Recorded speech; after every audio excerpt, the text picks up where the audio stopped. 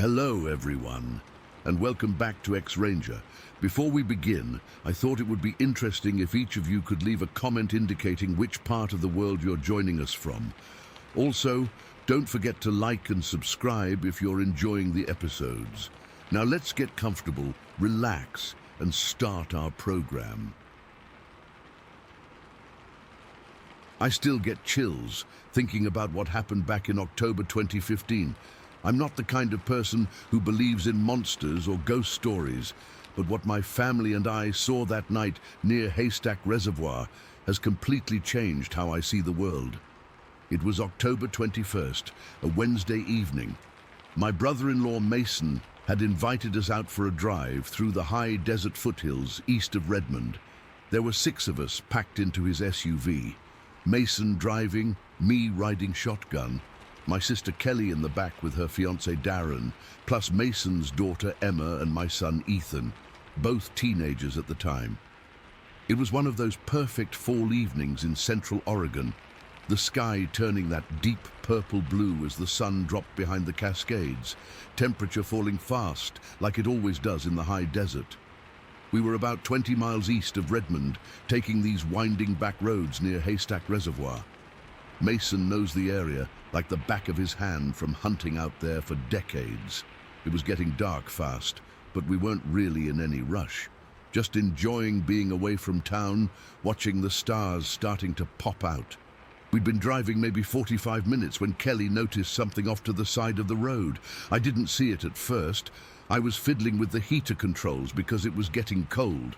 But then Mason slowed down, and I heard him say, "What the hell is that?" "Did you see that?" Kelly asked from the back seat. Her voice had this edge to it that made me look up immediately. "See what?"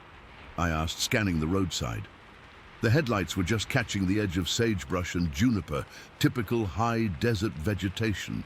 "There was something big over there," Darren said, pointing to a spot maybe 30 yards from the road. "It moved behind that rock outcropping." Mason slowed the SUV to a crawl, then pulled over onto the shoulder. The gravel crunched under the tires as we came to a stop. He tried to position the SUV so the headlights would illuminate whatever they'd seen, but the angle was wrong. The road curved and dipped right there, and most of the light just hit open space. "I can't see anything from here," Mason said, turning off the engine. The sudden silence felt heavy. We could hear the ping of the cooling engine and the wind rustling through the sagebrush. "I'm gonna check it out." "Are you serious?" I asked. Something about this wasn't sitting right with me. The hair on my arms was standing up. Mason grabbed the heavy maglite from under his seat. "Probably just a deer or an elk. I just want to see." Before anyone could argue further, he was out of the SUV, the dome light briefly illuminating all our concerned faces before darkness swallowed us again. The SUV's headlights were still on, cutting 2 bright paths into the darkness, but they weren't pointing in the right direction to see whatever had caught everyone's attention. I rolled down my window. The night air hit me with a chill that seemed to go straight to my bones. Mason was about 20 feet from the SUV now, sweeping his flashlight back and forth across the landscape.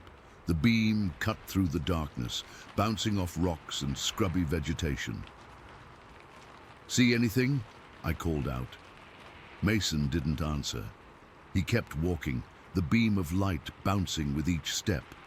Then he stopped suddenly, the light fixed on a spot about 30 feet away from him. I'll never forget what happened next. The light was shining on what looked like a depression in the ground, a sort of burrow pit or drainage ditch beside the road. At first, I couldn't see anything unusual. Then something moved. From that depression, something stood up, not like an animal on 4 legs. It stood up on 2 legs, unfolding from what must have been a crouched position. As it rose, it kept rising and rising until it was towering, a good foot taller than Mason, who's 6 feet himself. "Holy shit," I whispered. Mason's flashlight beam was shaking now, but it stayed fixed on the figure. It was dark, darker than the night around it, with broad shoulders that seemed impossibly wide. The proportions were all wrong for a human. I couldn't make out any facial features from where I sat, just this massive silhouette that had materialized from nowhere. Mason started yelling, "Hey! Hey! Get out of here!" His voice echoed across the empty landscape. The thing, I don't know what else to call it, ducked down when Mason yelled, almost like it was startled or trying to hide. But as soon as Mason went quiet, it slowly raised back up, that enormous head rising deliberately until it was standing at full height again. The kids were dead silent in the back. I glanced back and saw Emma clutching her cousin's arm, both their faces pale in the dim glow from the dashboard lights. Mason tried again, louder this time. "Get out of here!" His voice cracked with the effort. Again the figure ducked down, but not all the way, just lowering itself partially before rising again. It was like some bizarre game of red light, green light, and it was toying with him. I could see Mason's shoulders tense even from where I sat. He took a couple of steps backward, still facing the creature, still holding the light on it. "Mason, get back in the car," my sister called out, her voice higher than normal. "Mason, please!" He didn't need to be told twice. Without turning his back on the thing, Mason backed toward the SUV, moving faster with each step. The creature remained motionless in the flashlight beam, just standing there, watching. Mason reached the driver's door, yanked it open and practically dove inside. The dome light flashed on briefly, and I caught a glimpse of his face, ashen, eyes wide, sweat beading on his forehead despite the cold. The second, and I mean the very second, that car door slammed shut, the thing changed. It lunged forward out of that ditch, moving with a speed that seemed impossible for something so large. It came straight toward us. "Go, go, go!" Darren was shouting from the back seat. Mason had the key in the ignition and was cranking the engine. It roared to life, and he slammed the SUV into drive. The tires spun on the gravel before catching, and we lurched forward. I twisted in my seat, looking out the back window. The creature was running behind us, not lumbering like a bear might, but running upright on two legs with long, powerful strides. The headlights from the SUV threw strange shadows across the road, but there was no mistaking the massive figure pursuing us. "It's following us!" Emma screamed, and my blood went cold. Mason had the pedal to the floor now, the SUV bouncing and shuddering as we sped down the uneven road. Rocks pinged against the undercarriage, and we all gripped whatever we could to stay in our seats. "What the hell is that thing?" Mason kept saying, glancing in the rearview mirror. "What the hell is that thing?" I don't know how long it chased us. Probably only 20 or 30 seconds, though it felt like an eternity. Eventually, when we hit a straightaway and really picked up speed, it peeled off to the right and disappeared into the darkness. No one spoke for what seemed like minutes. The only sound was our heavy breathing and the engine roaring as Mason maintained our speed. Finally, when we were probably a mile down the road, he eased up on the gas. "Did everyone see that?" he asked, his knuckles white on the steering wheel. We all nodded or murmured yes. There was no question about what we'd witnessed. Something had been there, something big. "Was it a bear?" Emma asked in a small voice. Mason shook his head firmly. "No, no way. I've hunted bear all over this state for 25 years. That wasn't a bear. It was way too big, and bears don't stand like that or run like that." "Could it have been someone messing with us?" Darren suggested. "Like someone in a costume or something?" I wanted to believe that. We all did, but deep down, I knew better. "Out here, miles from anywhere," Mason said. "And did you see the size of it? That thing was at least 7 feet tall. No human is that big." "Sasquatch," my son whispered from the back seat. Under normal circumstances, we might have laughed or rolled our eyes, but no one was laughing now. We'd all seen it. We'd all watched it chase our vehicle at a speed that seemed impossible for something so large. We drove in silence for another 10 minutes or so, all of us jumpy and staring out the windows. Then Kelly spoke up. "Look over there," she said, pointing toward a hill about half a mile away. "Is that someone standing up there?" We all looked. There was a silhouette visible against the night sky near the top of the ridge. It was too far away to make out details, but it was definitely upright. "There's another one," Darren said, pointing in a different direction. He was right. On a different hillside, maybe a quarter-mile from the first, was another upright figure. A sick feeling settled in my stomach. Were they watching us? Were there more of them out there? Mason sped up again, and no one objected. We wanted to get back to the main road, back to civilization, as quickly as possible. We were getting close to the highway when Mason suddenly pulled over again. "What are you doing?" I asked, alarmed. "Listen," he said, rolling down his window. We all went quiet. With the engine idling and the windows down, we could hear the night sounds, the whisper of wind, the distant call of a coyote, and then something else. It started as a low moan that quickly rose in pitch and volume until it became a scream unlike anything I've ever heard before. Not human, not animal, something in between. It echoed from a wooded draw about 100 yards from the road. "What the hell was that?" I whispered. Before anyone could answer, we heard another sound, a soft, high-pitched whimpering, almost like a baby crying. It was coming from the direction of a small bridge a little further down the road. Mason looked at me, his face grim in the dashboard lights. "This isn't right," he said. We sat there for maybe another minute, listening. The scream came again, closer this time, and Mason immediately put the SUV in drive. "We're getting out of here," he said. No one argued. We sped the rest of the way to the highway and didn't slow down until we hit the outskirts of Redmond. The drive back to town was tense and quiet. We were all processing what we'd seen and heard. By the time we pulled up to my sister's house, it was after 11 at night. "I'm calling the sheriff tomorrow," Mason said as we all climbed out. Whatever that was, it wasn't natural. He did call the sheriff the next day. They took his report politely enough, but I could tell from Mason's expression when he hung up that they hadn't taken him seriously. No officers ever came out to investigate, as far as I know. In the days that followed, we all tried to rationalize what we'd seen. Maybe it was a bear, despite what Mason said. Maybe the figures on the hillsides were just oddly shaped juniper trees. Maybe the screams were just mountain lions, which can sound eerily human. But none of us really believed these explanations. We knew what we'd seen. We knew that something had stood up from that ditch, something massive and upright. We knew it had chased our vehicle. We knew the screams we'd heard weren't from any animal native to Central Oregon. It's been 8 years since that night, and I still can't explain what we encountered. Mason doesn't hunt in that area anymore. Says he doesn't feel comfortable there, and I can't blame him. My sister and Darren moved to Portland the following year, partly because Kelly couldn't shake the feeling of being watched whenever they went hiking or camping around Central Oregon. As for me, I've spent countless hours researching similar encounters in the Pacific Northwest. I've found enough reports to know we're not alone in what we experienced. But that doesn't make it any easier to comprehend.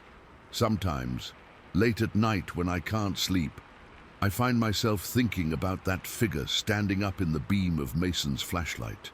I think about how it ducked down when he yelled, as if it understood. I think about how it chased us running upright on 2 legs. And I wonder if it's still out there, in the high desert foothills near Haystack Reservoir, watching and waiting for the next vehicle to stop on that lonely road. Story 2. I've been sitting on this story for most of my life, but after finding this community and reading other people's experiences, I think I'm finally ready to share what happened to me when I was just 9 years old. Even though it was decades ago, there are parts of that day that I remember more vividly than what I had for breakfast this morning.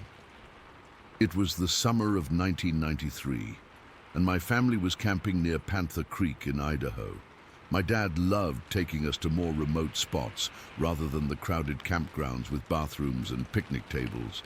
This trip, he'd chosen a place not far from some abandoned mining cabins. I remember being so excited about exploring those old buildings, They were like something out of an old Western movie to my 9-year-old brain. That morning, my 7-year-old brother Jake and I had been begging Dad to let us check out the cabins since we'd arrived the previous evening. After breakfast, he finally agreed to take us. Mom, actually my stepmom, but I called her Mom, stayed behind at camp with our baby sister, who was only about 4 months old at the time. The cabins were probably a quarter-mile hike from our campsite. They were these weathered wooden structures with roofs partially caved in and doors hanging off hinges. Dad warned us about nails and unstable floors, but he let us poke around while he supervised. Jake and I had brought our wrist rockets, those slingshots with the wrist brace, and we spent hours shooting pennies at old cans we'd set up on a fallen log. The day was perfect. Warm, but not hot, with that clean mountain air that makes you feel like your lungs are bigger somehow. I remember the absolute quiet out there, broken only by our voices and the occasional bird. No car sounds, no distant highways, just wilderness. By late afternoon, Mom had hiked up to join us with the baby in a carrier. She'd packed sandwiches, and we all sat on some rocks outside the largest cabin eating lunch. Our retriever, Cooper, was having the time of his life, running back and forth between the cabins and sniffing everything. He was a good dog, always came when called and never strayed too far. As the sun started to dip behind the mountains, Dad said it was time to head back to camp. I remember being disappointed because I'd found an old rusted metal piece that might have been from mining equipment, and I was using it as a pretend treasure in a game Jake and I had made up. But Dad was firm. We needed to get back before dark. We packed up our stuff and started walking back to camp in single file on this narrow trail. Mom was in front with the baby, then Jake, then me, with Dad bringing up the rear. Cooper was doing his usual thing, trotting between us, sometimes ahead, sometimes behind. We'd been walking maybe 5 minutes when everything changed. I noticed Dad had stopped suddenly. When I turned to look at him, his whole posture was different, tense, alert.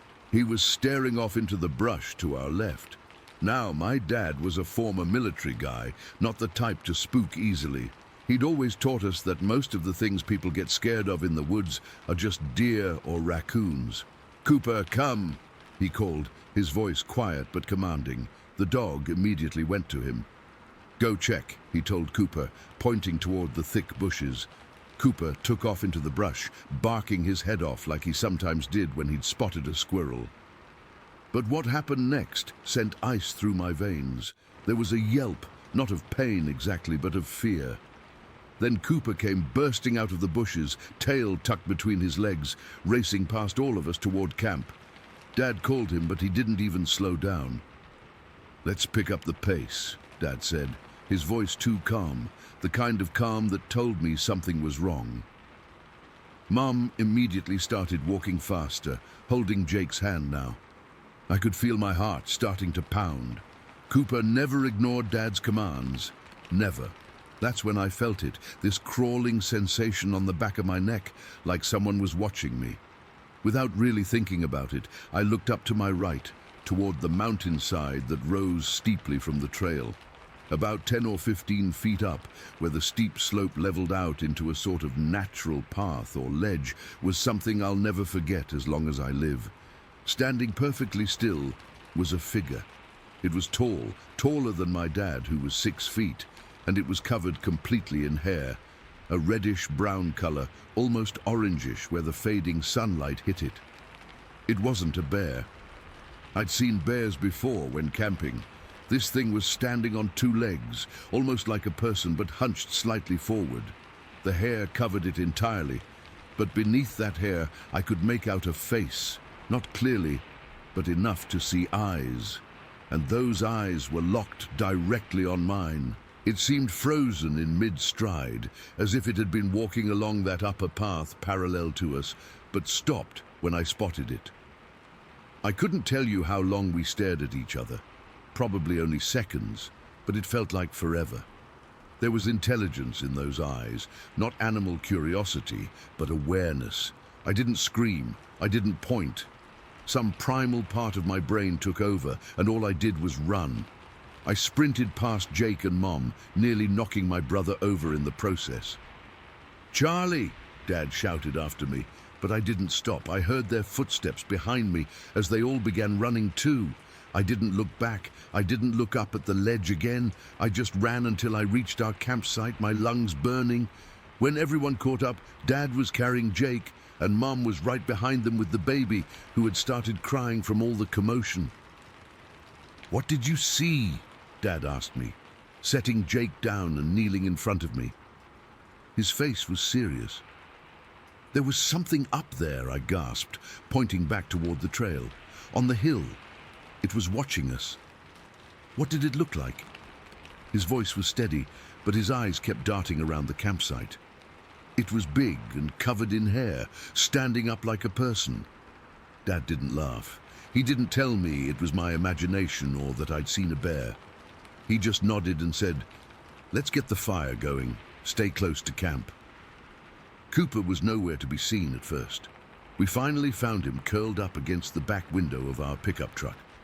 Dad tried calling him to come by the fire where we all sat, but he wouldn't budge. This was a dog who normally loved being in the middle of family activities, who would lie right at our feet during meals hoping for scraps. But that night, nothing could coax him out of that truck. As darkness fell completely, Dad did something I'd never seen him do before. He took a spool of fishing line from his tackle box and strung it in a perimeter around our campsite, about waist high on him. Every few feet, he attached empty aluminum cans with pebbles inside that he'd collected from the creek. He worked methodically, creating what I now realize was a makeshift alarm system. "Why are you doing that, Dad?" Jake asked, watching from beside the fire. "Just a precaution," he said casually, but there was nothing casual about the way he kept looking into the darkness beyond our fire's light. Mom put us in the tent earlier than usual, but neither Jake nor I complained. I remember lying there, listening to Mom and Dad talking in low voices by the fire. I couldn't make out what they were saying, but their tone was serious. I must have eventually fallen asleep because the next thing I remember is being startled awake by Cooper's growling.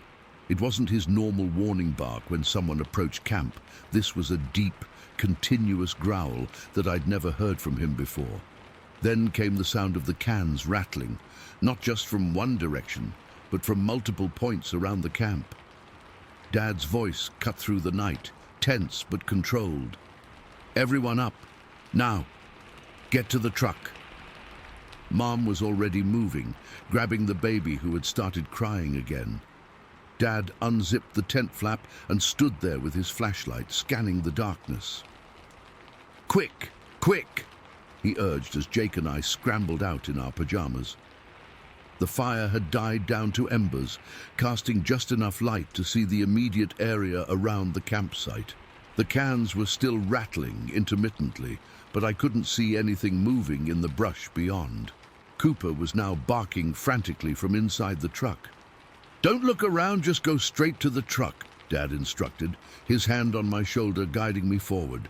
We piled into the vehicle, Mom in the passenger seat with the baby, Jake and I in the back with Cooper, who was trembling so hard I could feel it when I put my arm around him. Dad threw our sleeping bags in and then hurriedly collapsed the tent, not bothering to pack it properly, just bunching it up and shoving it into the truck bed. Within minutes, we were driving down the rough forest road that led back to the highway. No one spoke much. Jake fell asleep against the window, but I stayed wide awake, watching the trees flash by in the headlights, imagining figures moving between them.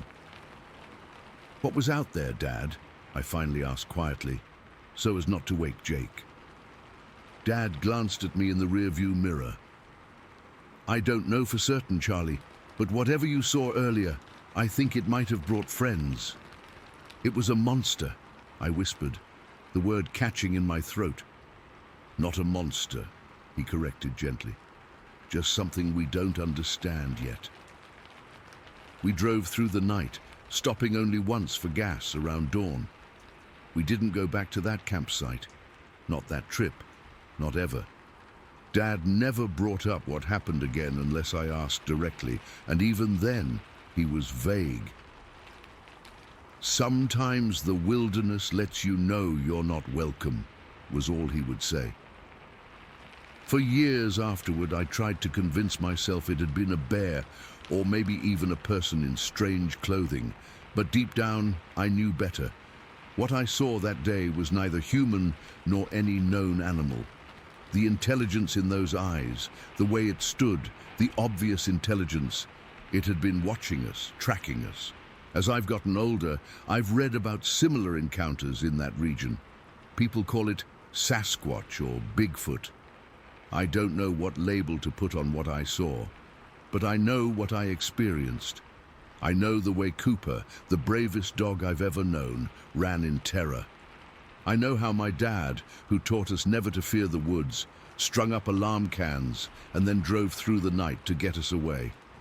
Sometimes I wonder if that thing on the ledge had been following us all day, watching us play at those old cabins, waiting for its moment. Sometimes I wonder if there were more of them surrounding our camp that night, but mostly I wonder if it's still there, watching other hikers from that same ledge, hidden just out of sight until someone happens to look up at exactly the right moment. I still go camping. I still love the outdoors, but to this day, I always string up a perimeter of fishing line with makeshift alarms, just like Dad taught me. And I never ever go back to Panther Creek. Story 3. I still think about that day in late October 2004, even though it's been years since it happened.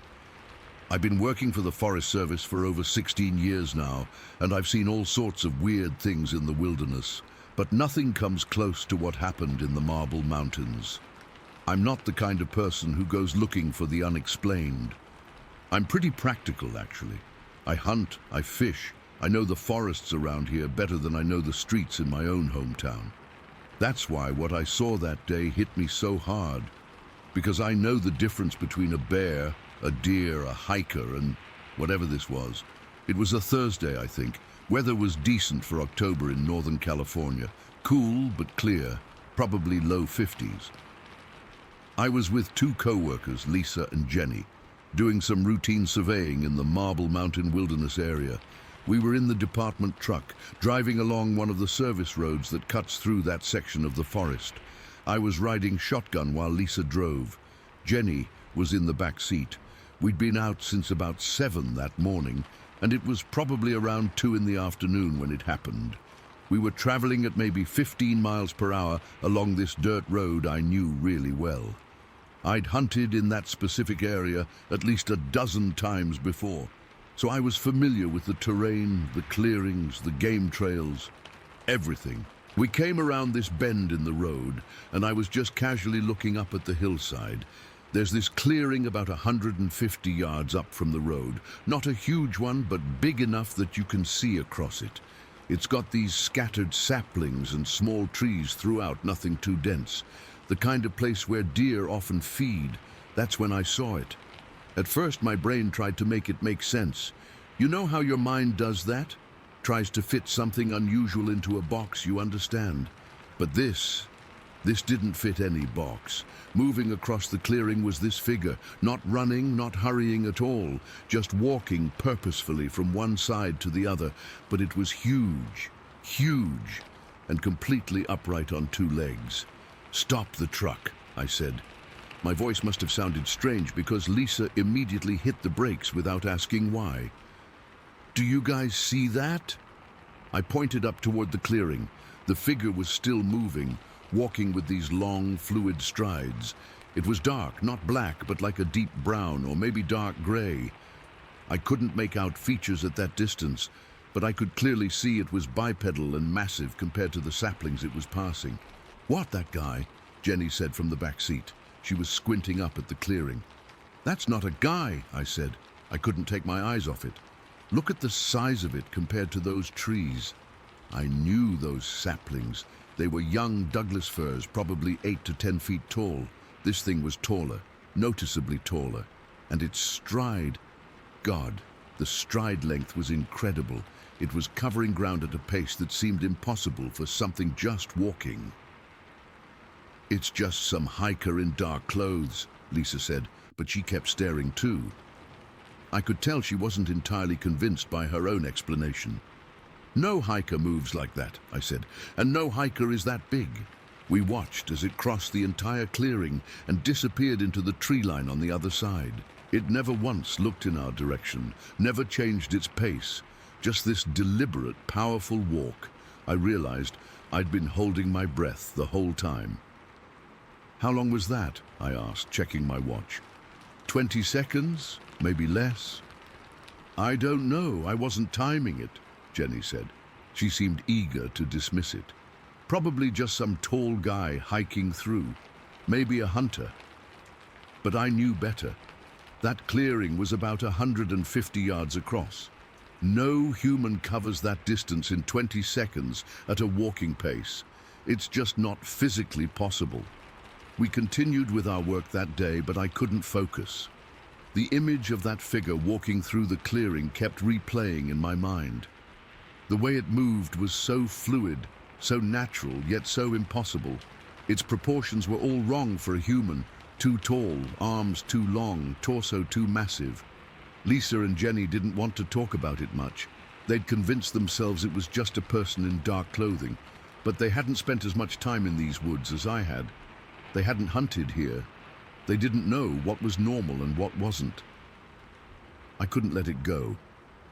The next day was Friday, and we had some office work scheduled.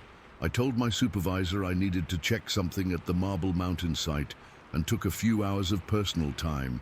I drove back out there alone, found the same bend in the road, parked the truck, and hiked up to that clearing. It took me about 20 minutes of steep climbing to get there, and I was breathing hard by the time I reached it. Standing there in that clearing, everything looked different. What had seemed like a moderate-sized space from the road was actually much bigger up close. I walked to the edge, where I'd first seen the figure emerge from the trees. The ground was mostly grass and pine needles, not ideal for tracking.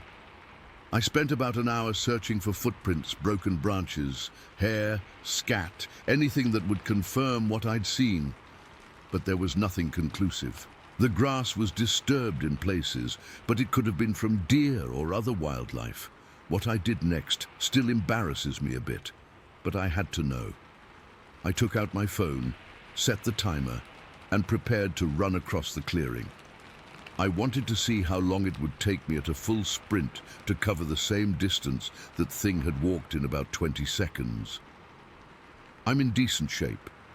I hike these mountains regularly. I hunt. I stay active. When I hit start on the timer and took off running, I was giving it everything I had. My lungs were burning, legs pumping as fast as they could go. I reached the other side and stopped the timer. 57 seconds. It had taken me nearly a full minute running full out to cover the same ground that thing had walked in 20 seconds or less. I stood there, hands on my knees, trying to catch my breath and process what this meant. Whatever I saw wasn't human. It couldn't be. The size alone put it at least 8 to 9 feet tall, but the speed and stride length were beyond what any person could do. Sitting on a fallen log at the edge of the clearing, I tried to rationalize it. Could it have been a bear? No way. Bears can stand upright briefly, but they don't walk that way for extended periods, and the proportions were all wrong. A person on stilts in that terrain? Impossible. Someone in a costume, moving with that kind of natural, fluid motion? No chance. As I sat there alone in that clearing, a feeling of unease crept over me. The forest had gone quiet, not silent in the dramatic way you'd see in a movie, just that natural lull that sometimes happens in the woods. But it felt different. I felt watched. I didn't see anything else unusual that day, but I couldn't shake the feeling that I wasn't alone anymore. I made my way back down to the truck and left, constantly looking over my shoulder. When I got back to the office, Lisa and Jenny were there.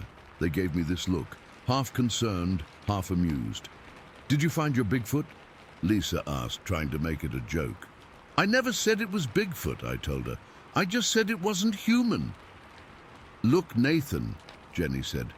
We all saw a person walking through the woods. It was far away, the perspective was weird. That's all. But that's not what I saw, and deep down I think they knew it too. They just didn't want to admit it. In the weeks that followed, I went back to that spot 3 more times. Never saw anything unusual again. I even brought a good pair of binoculars and spent hours watching that clearing from different vantage points. Nothing. I've read about Bigfoot sightings. I was never really into that stuff before, but after what happened, I started researching. So many accounts describe exactly what I saw. The height, the fluid movement, the impossible speed. Some people in the Klamath region call it Omar, or the boss of the woods. Native tribes have stories about these creatures going back centuries. The Marble Mountain Wilderness has a history of sightings. That's something I learned after the fact. If I'd known before, maybe I would have been looking for it. Maybe I would have had a camera ready. But I wasn't, and I didn't. What bothers me most isn't that I can't prove what I saw. It's that I can't explain it. In 16 years with the Forest Service, I've become familiar with every animal in these woods. I know their tracks, their movements, their behaviors. What I saw that day doesn't fit anything known to science. Sometimes when I'm in the wilderness now, especially in remote areas, I get that same feeling of being watched. The hair on my neck stands up. The forest feels different, not threatening exactly, but aware. Like there's an intelligence out there that we don't understand. Lisa and Jenny still work with me. We don't talk about that day anymore. I think it makes them uncomfortable. The human mind wants explanations, and when it can't find them, it creates them. Their explanation is that we saw a hiker in dark clothes. Mine is, well, I don't really have one. I just know what I saw. I've never reported this officially. What would I say? That I saw something impossible? That I witnessed a creature science says doesn't exist? I'd be risking my credibility, my career, so I've kept it mostly to myself, sharing only with a few trusted friends who won't judge. But I know what I saw that October day in 2004. I know that clearing was 150 yards across. I know those saplings were 8 to 10 feet tall. I know that figure was taller. I know it covered that distance in 20 seconds or less, while I needed almost a minute running at full speed. I know it wasn't human. I don't know what it was. I just know what it wasn't. The weird thing is, I'm not afraid to go back into those woods. If anything, I'm more drawn to them now. There's a mystery out there, something science hasn't explained yet. Something that makes me question what I thought I knew about the world. Every time I drive that forest road and pass that bend, I look up at the clearing. I've never seen it again, but sometimes, when the forest goes quiet and that feeling of being watched creeps over me, I wonder if it's seeing me. Story 4. I've never been the kind of person who believes in monsters or things that go bump in the night. I'm practical, always been that way. I'm a guy who works with his hands, fixes what's broken, and provides for my family. That's why I was out there that day in September of 2016, cutting firewood in the Blue Mountains, about 15 miles southeast of Elgin, Oregon. My family needed firewood for winter, simple as that. It was a crisp morning, just starting to get that fall bite in the air. I'd gone alone like I usually do. My oldest son normally comes with me, but he had a football game that weekend. My wife always worries when I go out alone, but cell reception is spotty at best up there, and I've been doing this for years. I know these mountains better than I know the back roads in my hometown.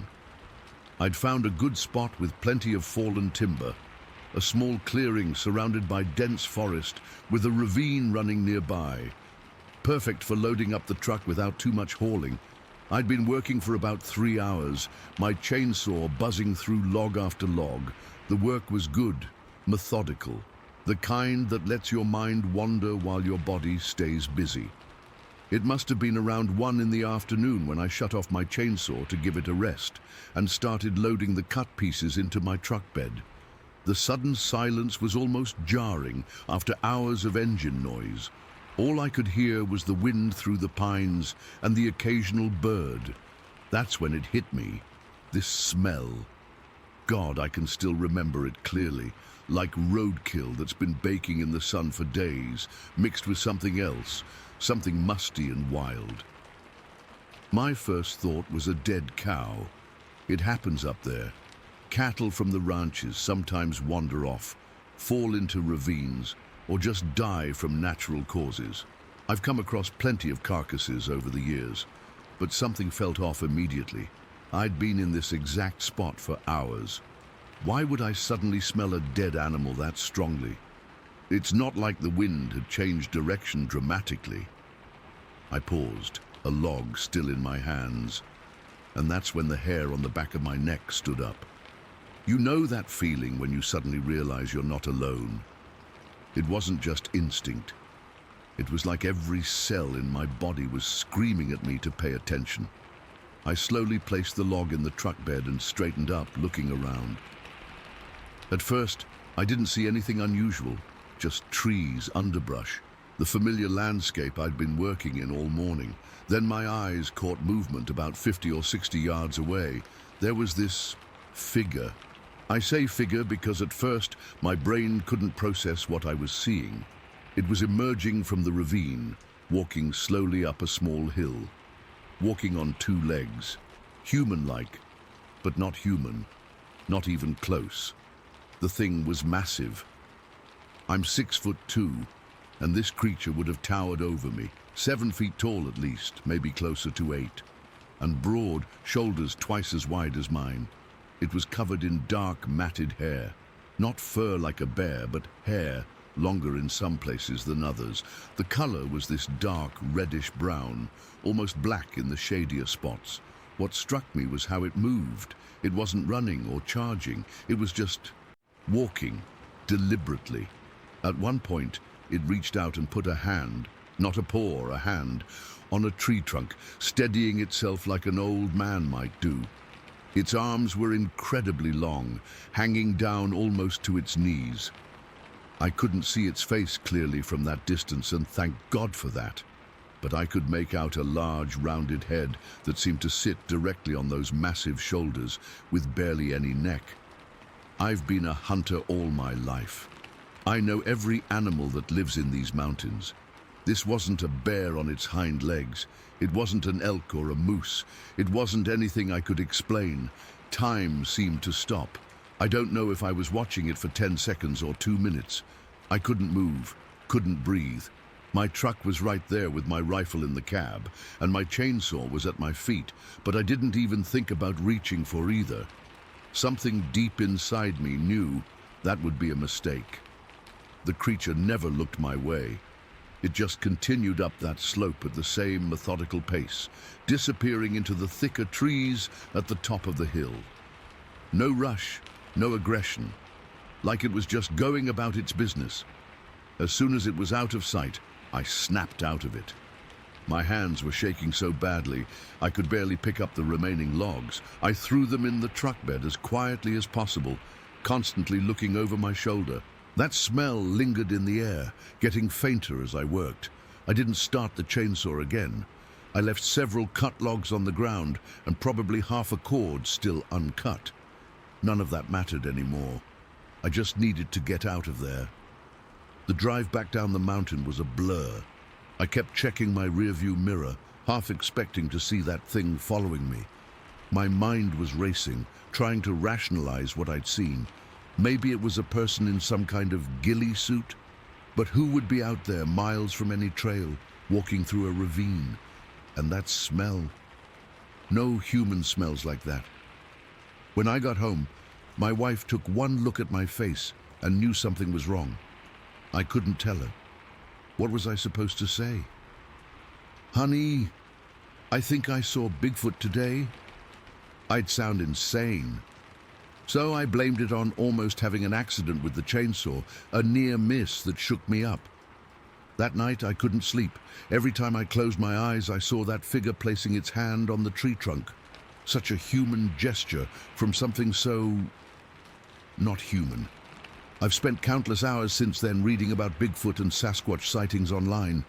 So many accounts from the Pacific Northwest describe the same thing: the incredible height, the odd way of walking, the overwhelming stench.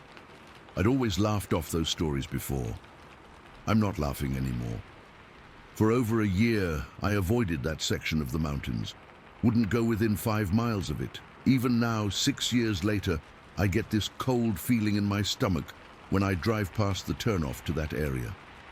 What bothers me most isn't that I saw something I can't explain. It's that it didn't care about me. It knew I was there, I'm certain of it. How could it not, with the chainsaw noise I'd been making all morning?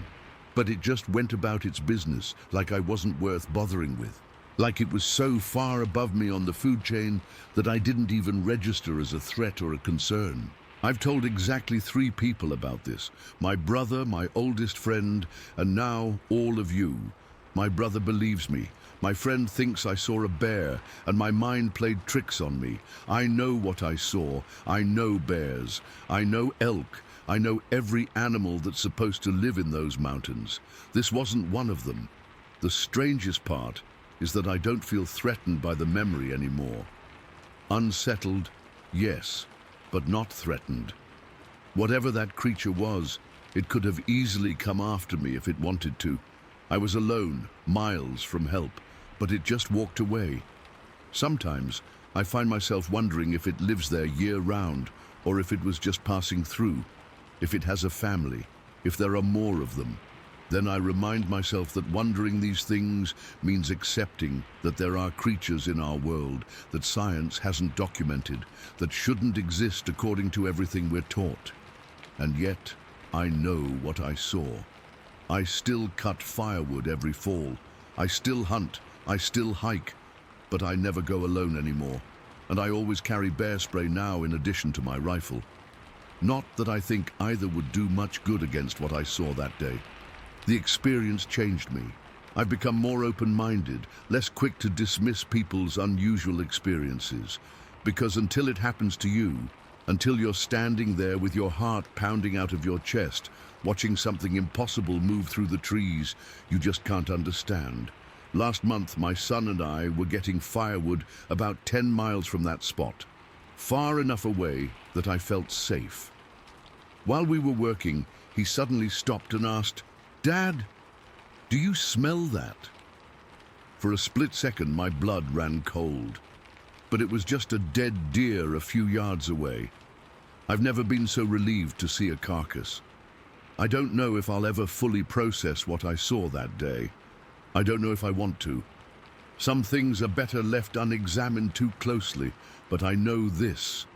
Those mountains don't just belong to us. We're sharing them with something else, something that's been there a lot longer than we have, and it's watching us, even when we don't see it. I still dream about it sometimes. Not nightmares exactly, just dreams where I'm back in that clearing, and instead of walking away, it turns and looks at me. I always wake up before I see its face, and honestly, I hope I never do, so that's my story. Believe it or don't, that's your choice. But if you're ever out in those remote parts of the Blue Mountains and you catch a whiff of something rotten, something that makes your instincts scream, don't ignore it. Pack up your gear and leave. Some parts of the wilderness aren't meant for us to understand. Story 5. I've been hunting in the Arizona highlands for over 40 years, but what happened last October still gives me chills every time I think about it. I'm not one for making up stories or exaggerating. Ask anyone who knows me. I've always been the practical one in my family, the guy who needs to see something with his own eyes before believing it. That's why what I'm about to share has been so hard to process. It was October 18th, 2021. I'd taken my father, 83 years old, and my brother up to the East Fork of Black River area near Wolf Hollow for muzzleloader season. We were after cow elk. Dad's getting up there in age and walks with a cane now, but he's still sharp as a tack and won't miss a hunting season as long as he's breathing. We'd set up our camp at about 7,050 feet elevation in some beautiful country, pine-covered hills with sage and alder brush filling the valley bottoms. The first few days were good. We were seeing plenty of deer and some elk not far from camp. Nothing in range yet, but enough to keep us encouraged. By that Monday afternoon, we decided to hunt closer to camp for my dad's sake. No sense in pushing him too hard over rough terrain when there was game nearby. Around 6:15 that evening, I was in position about a half mile from camp, sitting quietly on a small rise overlooking a game trail. The sun was getting low, casting that golden light across the landscape, perfect hunting light. Dad and my brother were at different spots nearby within shouting distance. I was just glassing the trail ahead, scanning methodically like I always do, when I spotted movement. Two figures were walking up the same trail toward me from about 200 yards away. I immediately thought they were other hunters. Makes sense, right? Public land during season. I wasn't concerned, just a bit disappointed that our spot might get crowded. But as I watched them through my binoculars, something felt off. They weren't dressed like hunters. No blaze orange, no camo, no visible gear or weapons. In fact, they didn't appear to be dressed at all. Both figures were completely black from head to toe and walking upright. I blinked hard and readjusted my focus. The sun wasn't in my eyes, and visibility was good. I could see them clearly now, and a chill ran down my spine. These weren't hunters, they weren't even human. One stood about 8 feet tall, the other maybe 7.5 feet.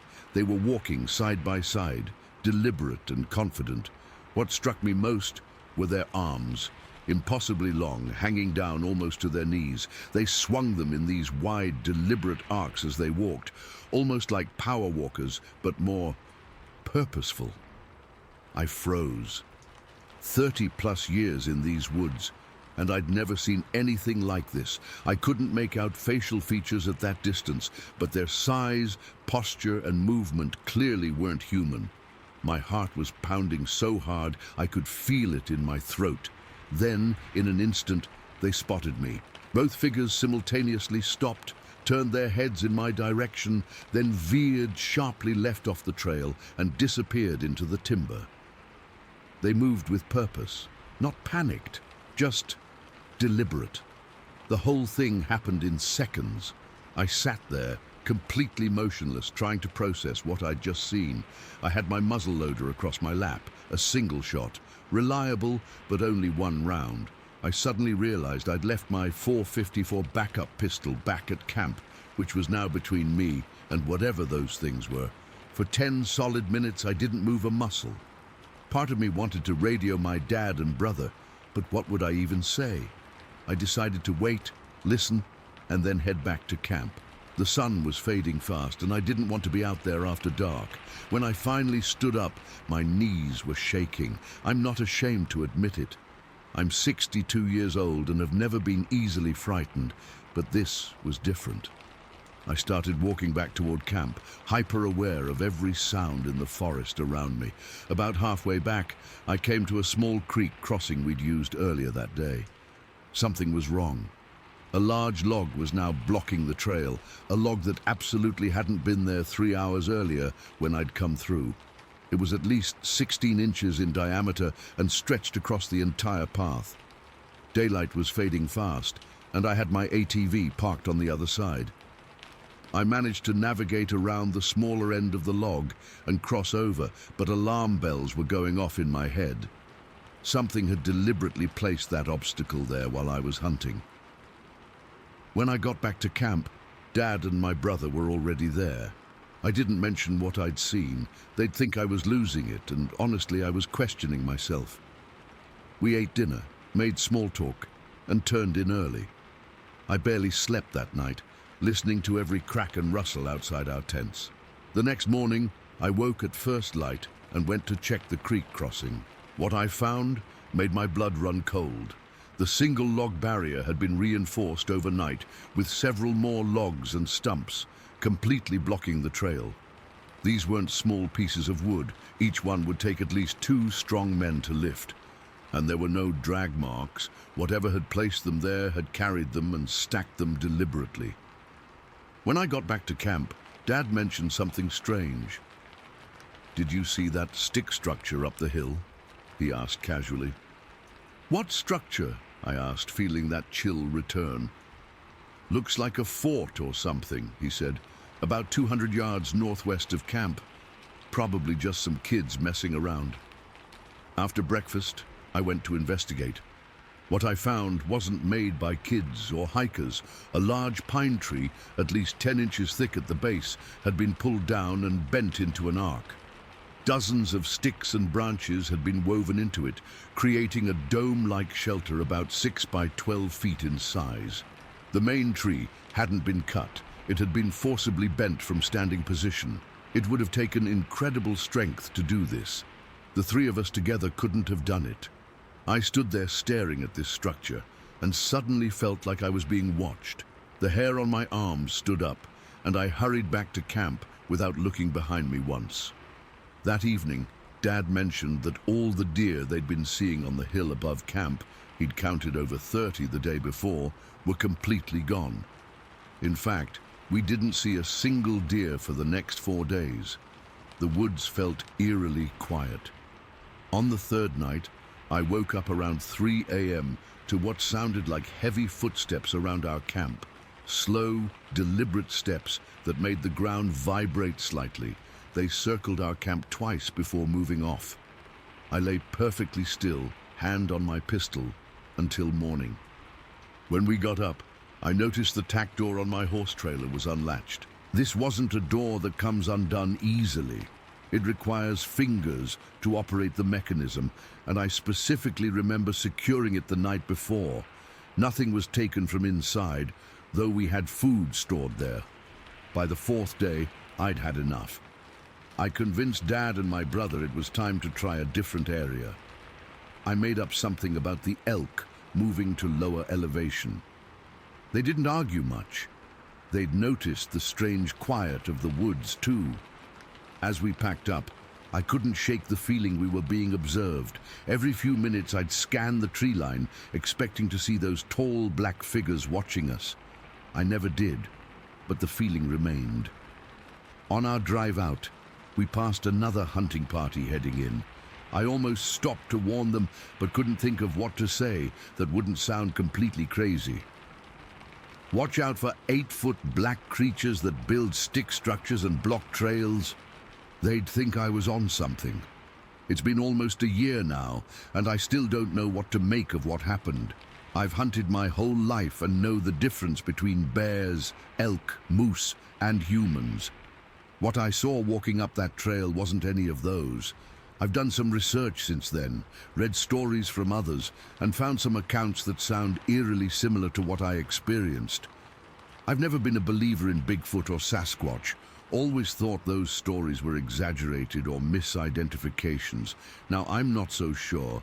I haven't been back to that specific spot, though I still hunt other areas. My brother wants to return this season, but I've made excuses. Maybe someday I'll be ready, but not yet. Not until I can make sense of what I saw walking up that trail on an otherwise ordinary October evening. The part that haunts me most isn't even seeing those figures. It's knowing they were aware enough to block our trail deliberately.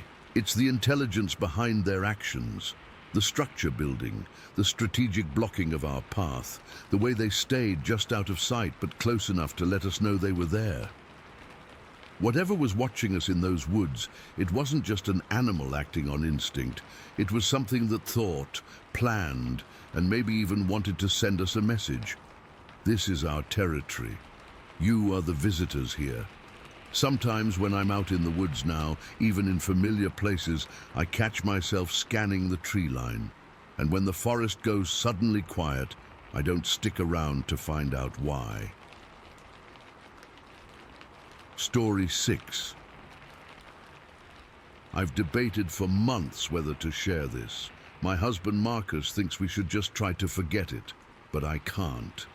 I need to put this somewhere, even if most people will think I'm crazy or making it up.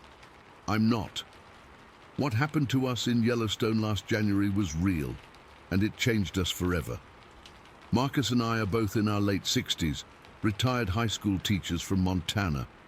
For the past 8 years, we've made it a tradition to spend a week at the Old Faithful Snow Lodge in Yellowstone during January. Most people think we're nuts for going in the dead of winter when temperatures regularly drop below zero, but that's exactly why we love it. The park transforms into this serene, magical place without the summer crowds. The snow blankets everything. The geysers create these incredible frost patterns on the trees. And at night, when there's a full moon, the entire landscape glows with an otherworldly light. Our trip started normally enough. We arrived on Monday, January 10th, around noon after the snow coach dropped us off. The lodge was only about a quarter full, just the way we liked it. Mostly other retirees and a few hardcore photographers hoping to catch winter wildlife. We unpacked, had lunch, and Marcus wanted to nap before our evening walk to see Old Faithful erupt. I wasn't tired, so I sat in the chair by our window, reading and occasionally glancing out at the snow-covered trees. That's when I first noticed something odd. About 50 yards from our window, where the tree line starts, I saw what looked like dark shapes moving between the pines. At first, I assumed it was bison. They're common around Old Faithful, even in winter. But these shapes seemed to move differently, more deliberately. They stayed in the shadows and appeared taller than bison.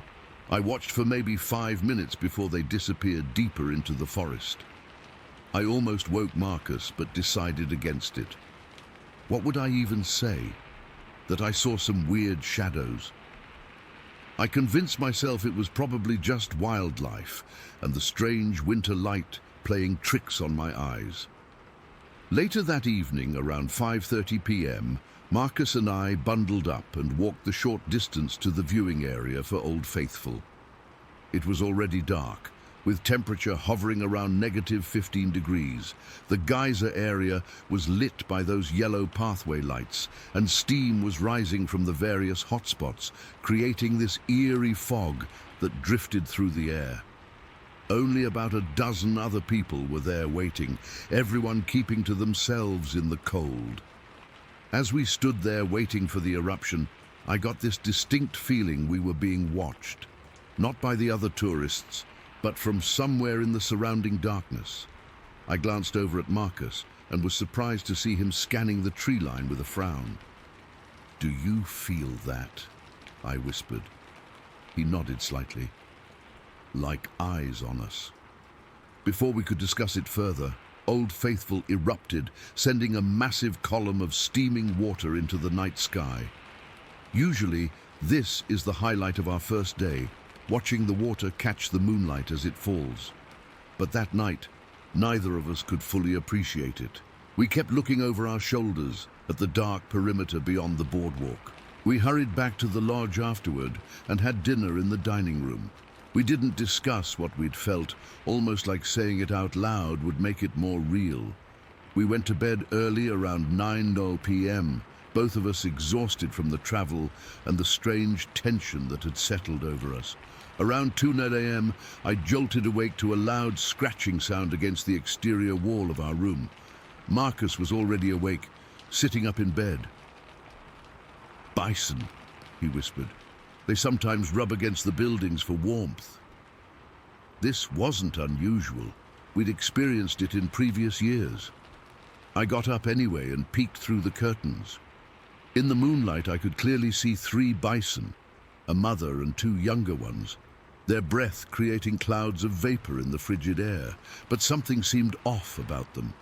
They weren't calmly rubbing against the building for warmth. They appeared agitated, alert. Their heads were up, ears forward, looking toward the tree line. Then, without warning, all 3 suddenly bolted away, moving faster than I'd ever seen bison move, especially in deep snow. That's when I noticed a figure walking along the boardwalk that connects the various thermal features. This wasn't another tourist. It was nearly 2:30 a.m. now, and -20 degrees. The figure was large, with wide shoulders, and moved with an odd, shuffling gait. I couldn't make out features in the darkness, but something about the silhouette felt wrong, too big, too bulky to be a person. I withdrew from the window quickly, my heart hammering. "Marcus," I hissed, "there's someone out there." He joined me at the window, but by then whatever I'd seen had disappeared into the steam rising from one of the hot springs. We stayed up for another hour watching, but saw nothing else.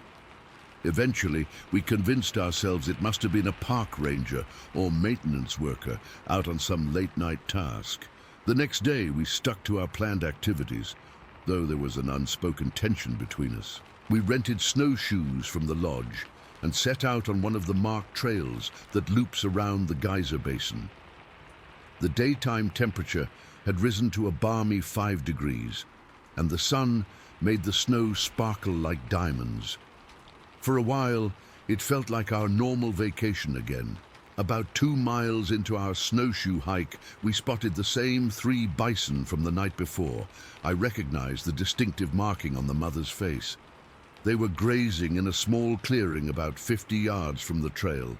As we passed, they looked up and began to follow us, maintaining that same distance. Bison can be dangerous, but they rarely follow people unless provoked. These 3 shadowed us for nearly a mile before finally veering off in another direction. "They're acting strange," Marcus commented. It was the first time either of us had acknowledged the odd behavior we'd been witnessing. "Everything feels strange this trip," I admitted. When we returned to the lodge that afternoon, Marcus decided to check the Old Faithful webcam on his iPad, something we often did in past years to time our visits to the geyser. As we watched the live feed, we saw several figures moving along the boardwalk near the thermal features. They appeared as dark silhouettes against the snow, broad-shouldered and moving with that same shuffling gait I'd observed the night before. "Are those people?" I asked, though I already knew they weren't. Marcus increased the brightness on his screen. "They're too big, and look how they're moving." We watched, transfixed, as the figures disappeared into a cloud of geyser mist. When the steam cleared, they were gone. Minutes later we heard it, a long, undulating howl that seemed to come from everywhere and nowhere at once. It wasn't a wolf or coyote. It was deeper, more resonant, and followed by a distinct knocking sound, like someone striking wood against wood. Even from inside our lodge room, we could see the nearby bison react, becoming instantly alert and then moving rapidly away from the sound. Whatever made that noise frightened even them. We spent that night in the main lounge of the lodge, not wanting to be alone in our room. We claimed we were enjoying the fireplace, but really we were seeking the security of other people. We didn't sleep much, and by morning I was ready to suggest we cut our trip short. But Marcus, ever the rational one, insisted we were letting our imaginations run wild. We'd paid for a week, and winter weather was moving in. Leaving early might mean getting stuck in West Yellowstone anyway if the roads closed. So we stayed. The 3rd day of our trip, Wednesday, we decided to hike to Solitary Geyser, which is about a mile from Old Faithful along a maintained winter trail. It was midday, around 1 p.m., the sky clear and bright. We figured daylight would be safer, and the trail was popular enough that we wouldn't be alone. We brought our snowshoes, but found the path well packed enough that we didn't need them. The hike starts with a moderate uphill climb through lodgepole pines before opening to the large boardwalk that surrounds the various thermal features. We passed several other hikers early on, mainly couples and a few solo photographers with their tripods. But as we continued beyond the main geyser basin towards Solitary, the other visitors thinned out until we were alone. About 3/4 of the way to Solitary Geyser, we passed Arum Geyser, a smaller feature that creates a beautiful blue pool when dormant. As we approached, we heard voices, not human voices, but something like a cross between grunting and deep, guttural speech. We slowed our pace, thinking maybe it was a group of tourists around the bend. That's when we saw them. In a small clearing next to Arum, partially obscured by steam, stood 5 or 6 figures. They were enormous, at least 7 to 8 feet tall, with broad shoulders and bodies covered in dark, matted fur. Their faces were flat, with pronounced brow ridges, somewhere between human and ape, but distinctly neither. They were Bigfoot, Sasquatch, I don't know what else to call them, and they were agitated, making those guttural sounds while gesturing wildly. Marcus grabbed my arm so hard it left bruises, pulling me behind a large pine tree. We crouched there, petrified, watching the scene unfold less than 30 yards away. In the center of the group was a smaller figure, maybe 5 feet tall, with pale, almost white fur. It appeared younger, possibly juvenile, and the others seemed to be arguing over it. 2 of the larger creatures were pushing and shoving each other while gesturing at the small one. Then, to my horror, one of the large ones grabbed the pale juvenile by the arm and began dragging it toward one of the hot pools, as if threatening to throw it in. Another of the creatures, one with graying fur around its face, intervened, physically inserting itself between the juvenile and the hot water. This led to more shoving and those terrible vocalizations that made my skin crawl. During the commotion, the white juvenile broke free and bolted up the trail, directly toward where we were hiding. I've never been so terrified in my life. Marcus and I pressed ourselves against the tree trunk, barely breathing. The juvenile creature ran past us so closely I could have reached out and touched it. It didn't seem to notice us, focused only on escape. Its face, as it passed, was surprisingly human-like, with expressive eyes filled with what could only be described as fear. 2 of the larger creatures pursued it, thundering up the trail. They passed our hiding spot without slowing, but the third creature, the one that had intervened, stopped about 20 feet from us. It stood there, its massive head turning slowly, scanning the trees. I swear it looked directly at us, its eyes intelligent and calculating. Then, after what felt like an eternity, but was probably only seconds, it continued up the trail after the others at a slower pace. The remaining creatures by the hot pool made more of those unsettling vocalization sounds before moving off in the opposite direction, disappearing into the forest. Marcus and I remained frozen in place for at least 10 minutes, afraid to move, afraid to even whisper. When we finally found the courage to stand, my legs were so weak I nearly collapsed. We didn't discuss what we'd just witnessed. There was no need to. We turned around and walked as quickly as we could back toward the lodge, constantly looking over our shoulders. When we reached the main geyser basin, where other tourists were gathered, I finally broke down, trembling uncontrollably. A concerned family asked if we were okay, if we needed medical help. Marcus made up a story about me slipping on ice and getting scared. I couldn't speak at all. Back in our room, we packed our bags in silence. Marcus called the front desk and made up an emergency at home, saying we needed to leave immediately. It cost us a fortune in change fees and early checkout penalties, but we didn't care. We waited in the main lobby, surrounded by people, until the snow coach arrived for the unscheduled pickup. The driver was annoyed at the last-minute change, but became concerned when he saw our faces. "Everything all right?" he asked. "You folks look like you've seen a ghost." "Something like that," Marcus replied quietly. As the snow coach pulled away from Old Faithful, I looked back at the winter wonderland that had previously brought us so much joy. Steam rose from the various thermal features, creating that mystical landscape I'd once loved. Now it just looked like perfect cover for things that shouldn't exist. We never returned to Yellowstone after that. Our beloved wilderness tradition ended that day.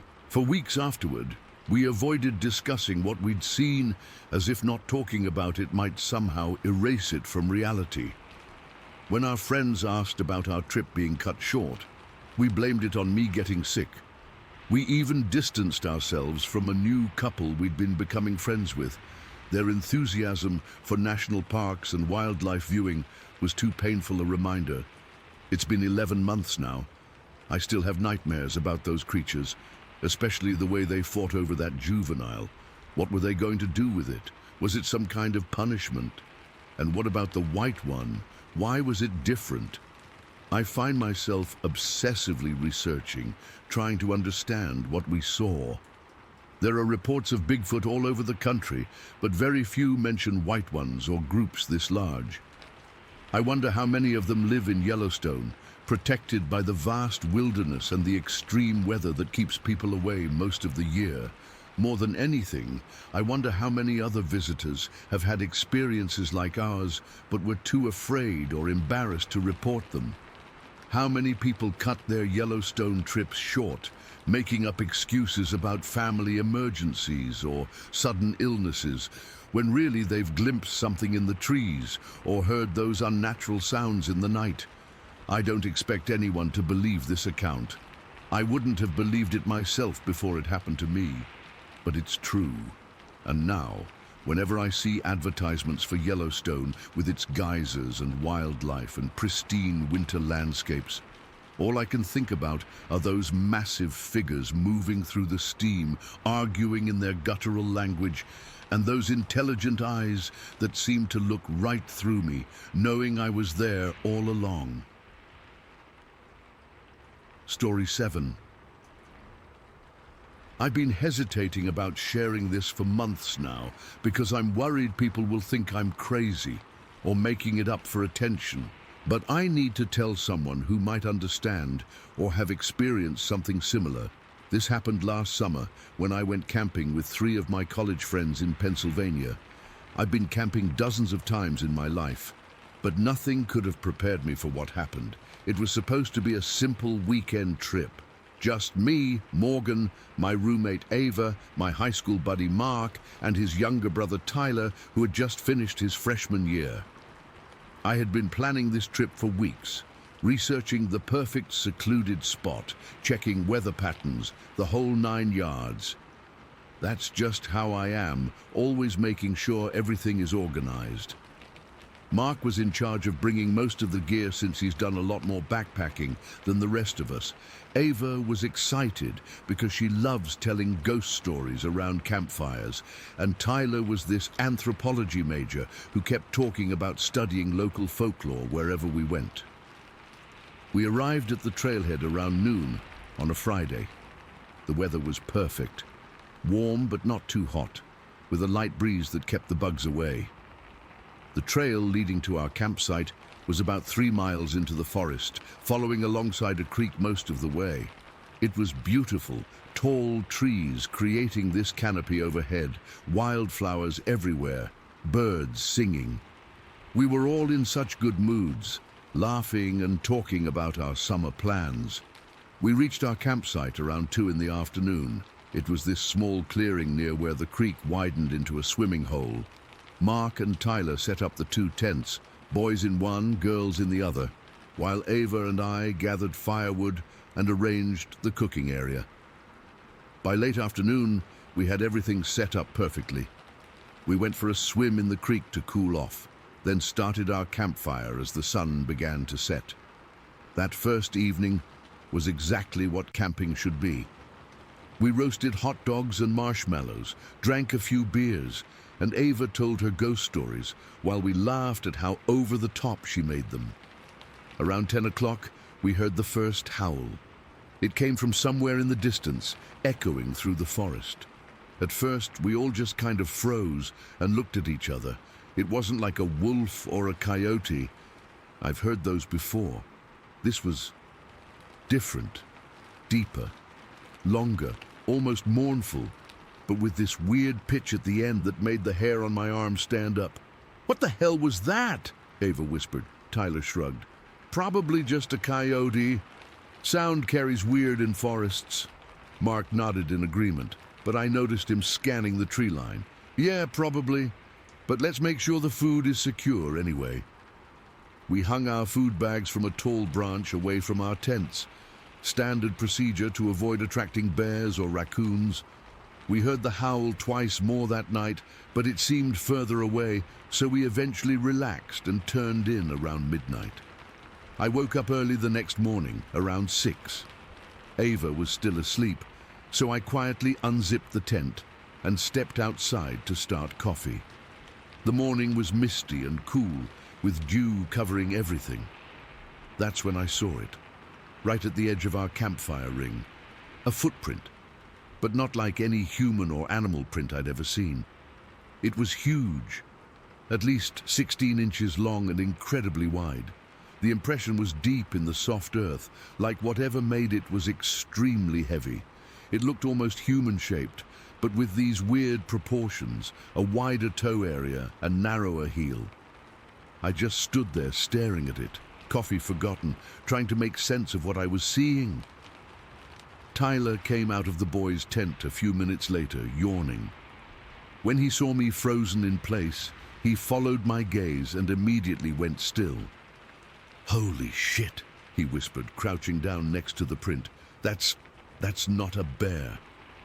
"What is it?" I asked, my voice sounding small even to my own ears. Tyler looked up at me, his expression a mixture of excitement and unease. "You know, there are actually a lot of Bigfoot sightings in this part of Pennsylvania. I read about them for a paper last semester." I rolled my eyes, trying to push down the growing sense of discomfort. "Come on, Ty. It's probably just some weird impression from one of our boots, or maybe someone else hiked through here." But even as I said it, I knew it wasn't true. None of us had feet remotely that size, and the trail guide had mentioned this area was rarely visited because it wasn't on any official maps.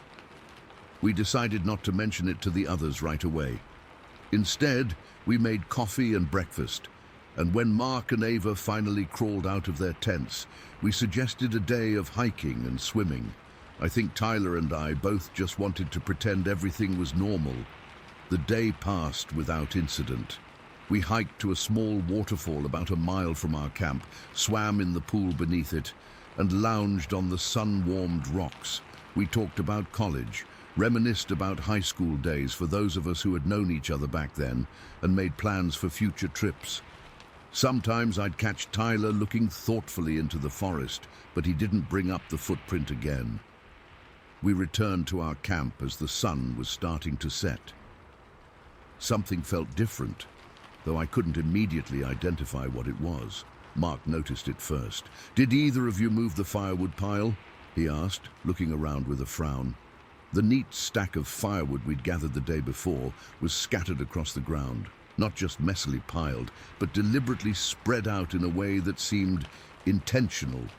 Our camping chairs were also rearranged, now facing the forest instead of the fire ring. "Maybe it was animals," Ava suggested, but her voice wavered. Tyler shook his head. "Raccoons or squirrels might knock over a pile, but they wouldn't rearrange chairs." That's when I decided to tell everyone about the footprint I'd found that morning.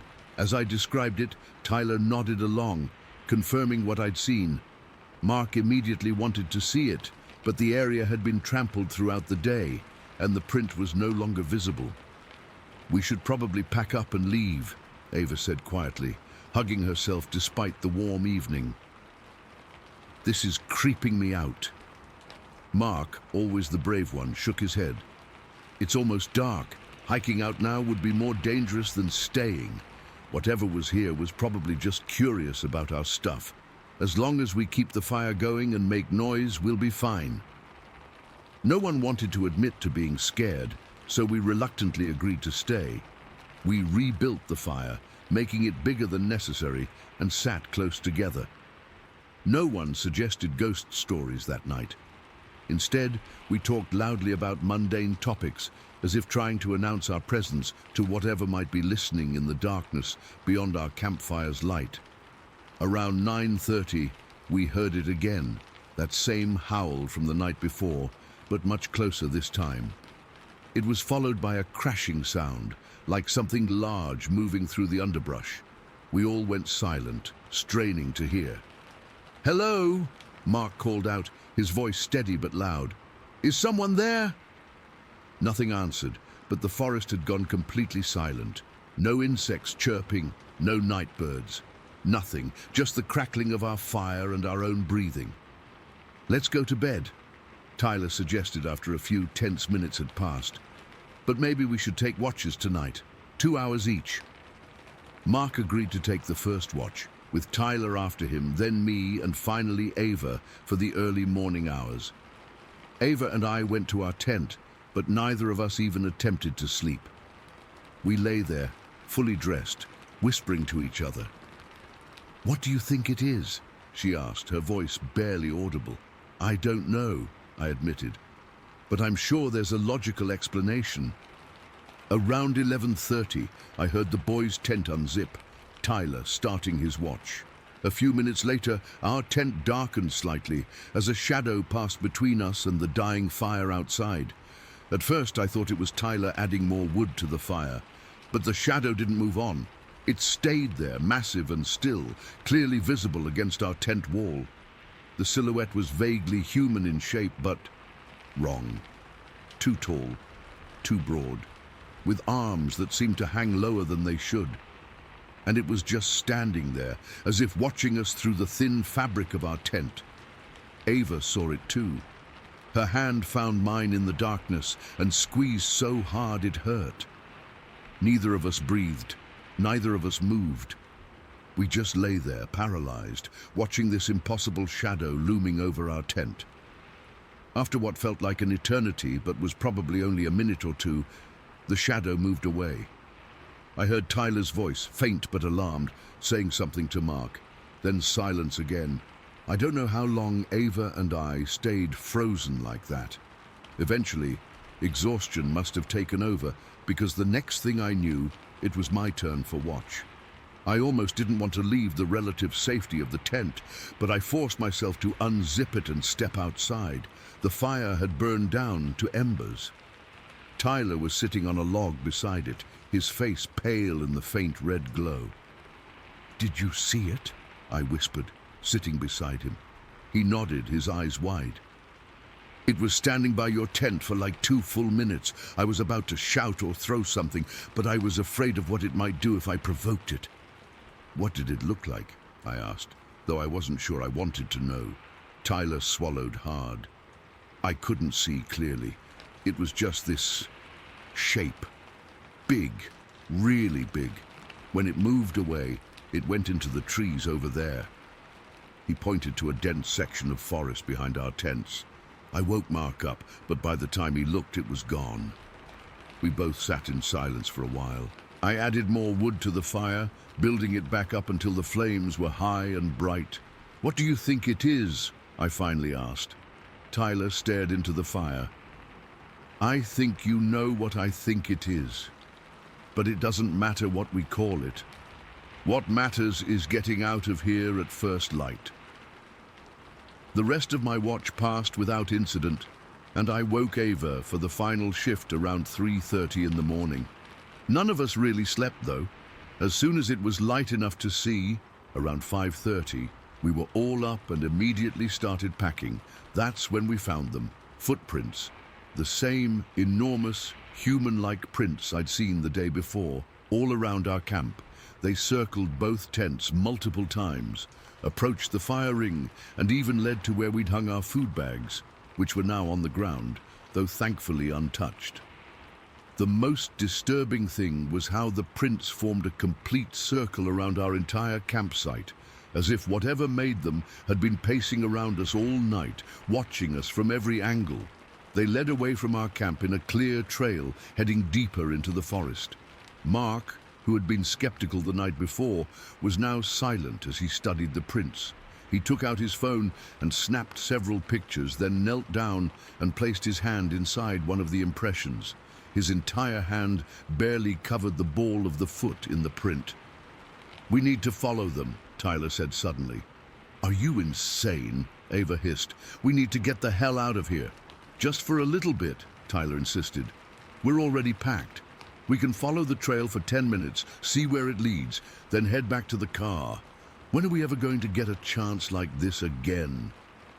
I wanted to argue, but there was a part of me that was curious too.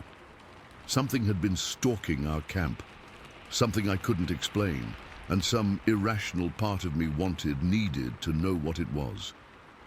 10 minutes, Mark agreed, slinging his pack over his shoulder. "And we stay together." The 4 of us followed the trail of footprints.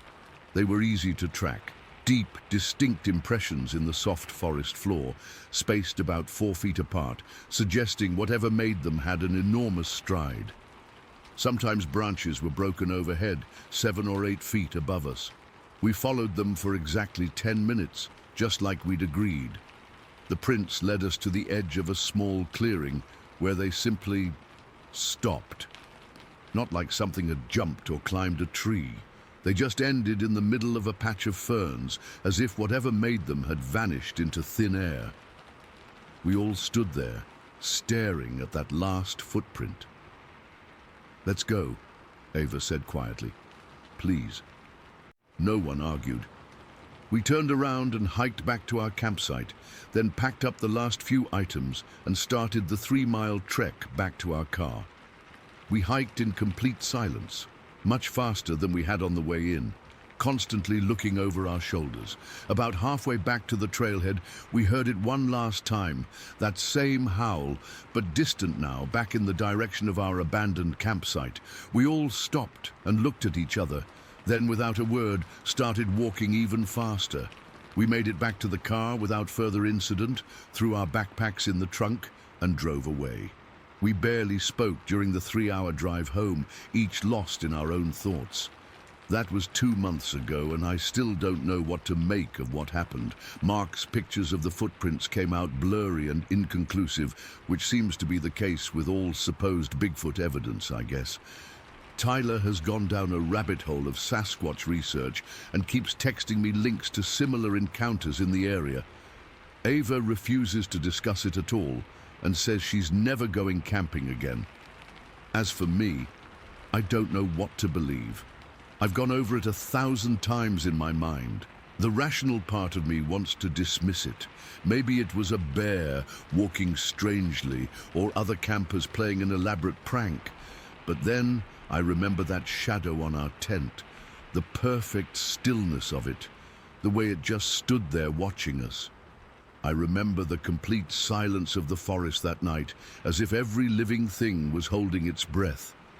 Whatever was in those woods with us, it was intelligent, it was curious, and it was not something I can explain. I haven't gone back to the woods since then. I'm not sure I ever will. Story 8.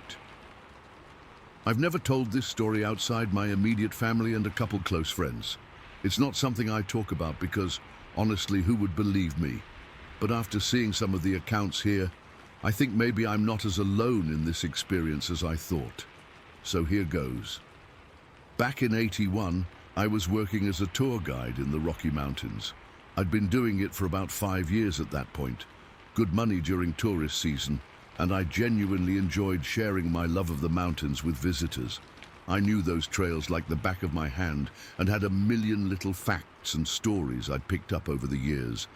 It was late August, and I was taking a group of 20 tourists on what we called the Aspen Ridge Trail, a moderate 6-hour hike that offered some incredible views without being too challenging for the average person.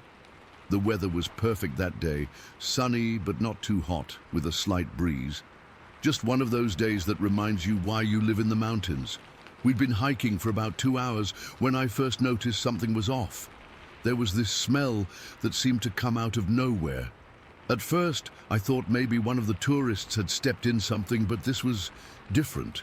Kind of like wet dog, but mixed with something rotten and earthy. It's hard to describe, but imagine the most concentrated wild animal smell you've ever encountered.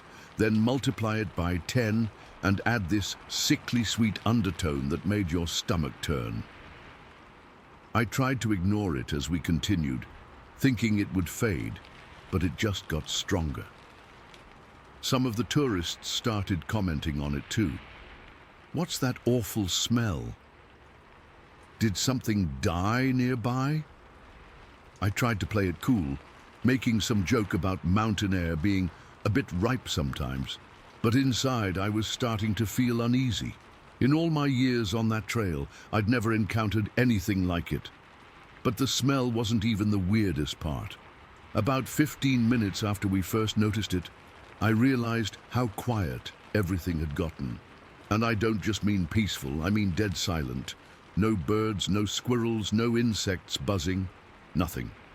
If you've spent any time in the mountains, you know that's just not normal. Nature is never silent. There's always something making noise. I was in the middle of explaining the history of mining in the area when I heard it, a distinct knocking sound coming from somewhere in the forest to our right. Knock, knock, knock. Then silence. A minute later, from a different direction, knock, knock, knock. It wasn't rhythmic enough to be a woodpecker, and it was too deliberate, too spaced out. One of the tourists, this middle-aged guy from Texas, asked me if that was some kind of bird. I lied and said yes, because what else was I going to say? Oh, that might be a mythical creature trying to communicate. But my heart was racing. I'd heard stories from some of the old-timers in the area about woodknocks being associated with, well, you know what? But I'd always written it off as campfire tales. I picked up our pace a little, trying not to be obvious about it. The trail curved ahead around a large outcropping of rocks, and as we rounded that bend, that's when I saw it. About 50 yards ahead of us, sitting on a massive boulder beside the trail, was something that stopped me dead in my tracks. At first, my brain tried to make sense of it. Was it a bear? No, the posture was all wrong. A person in some kind of costume, in the middle of nowhere. It was massive, easily 7 or 8 feet tall, even in a sitting position. Covered head to toe in dark, matted fur, not black, more of a deep reddish brown. Its shoulders were incredibly broad, maybe twice the width of mine, and I'm not a small guy. It was sitting with its back partially to us, but as we came around the bend, it turned its head. That face, God, I'll never forget that face as long as I live. It was like a nightmare version of a human face, a prominent brow ridge shadowing deep-set eyes, a wide, flat nose, and a mouth that seemed too wide for its face. The eyes were what got me, though. Dark, intelligent, and unmistakably aware. This wasn't some animal operating on instinct. Whatever I was looking at, it was thinking. The entire group had gone completely silent. A few people gasped, and I heard someone behind me start to hyperventilate. Time seemed to stretch out as we all just stood there, frozen, staring at this creature. Then it stood up. I'm 6'1", and this thing absolutely towered over me. Standing, it had to be at least 8 feet tall, maybe more, and the mass of it, the sheer bulk, was terrifying. Its arms hung down past its knees, ending in hands that looked strong enough to crush a bowling ball. It took a step toward us, and that's when I snapped out of my shock. I had 20 people depending on me to get them out of this situation safely. I turned to the group, trying to keep my voice steady, and said something like, "Folks, we're going to need to head back down the trail. The lodge has prepared a complimentary lunch for your group that I just got word about over my radio." Complete bullshit, of course, but I needed some excuse to turn around that wouldn't cause a panic. Some people looked confused. They clearly saw what I saw, but nobody questioned me. I think everyone was just looking for any excuse to get away from whatever was standing in front of us.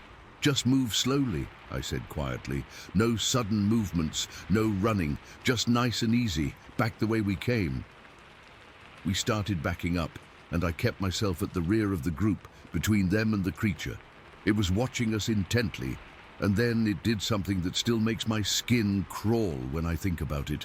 It curled its lips back to reveal teeth that were unnervingly human-like, but larger, and let out this low growl that seemed to vibrate in my chest.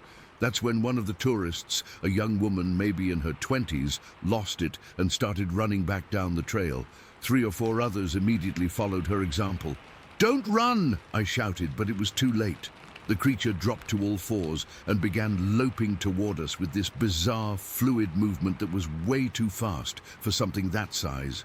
It wasn't exactly running, more like a quick, rolling gait that ate up the distance between us horrifyingly fast. "Move!" I yelled, abandoning my earlier caution. "Back to the clearing we passed." We all started rushing back down the trail, trying not to trip over roots or rocks. I could hear heavy footsteps behind us, branches snapping, that awful smell getting stronger.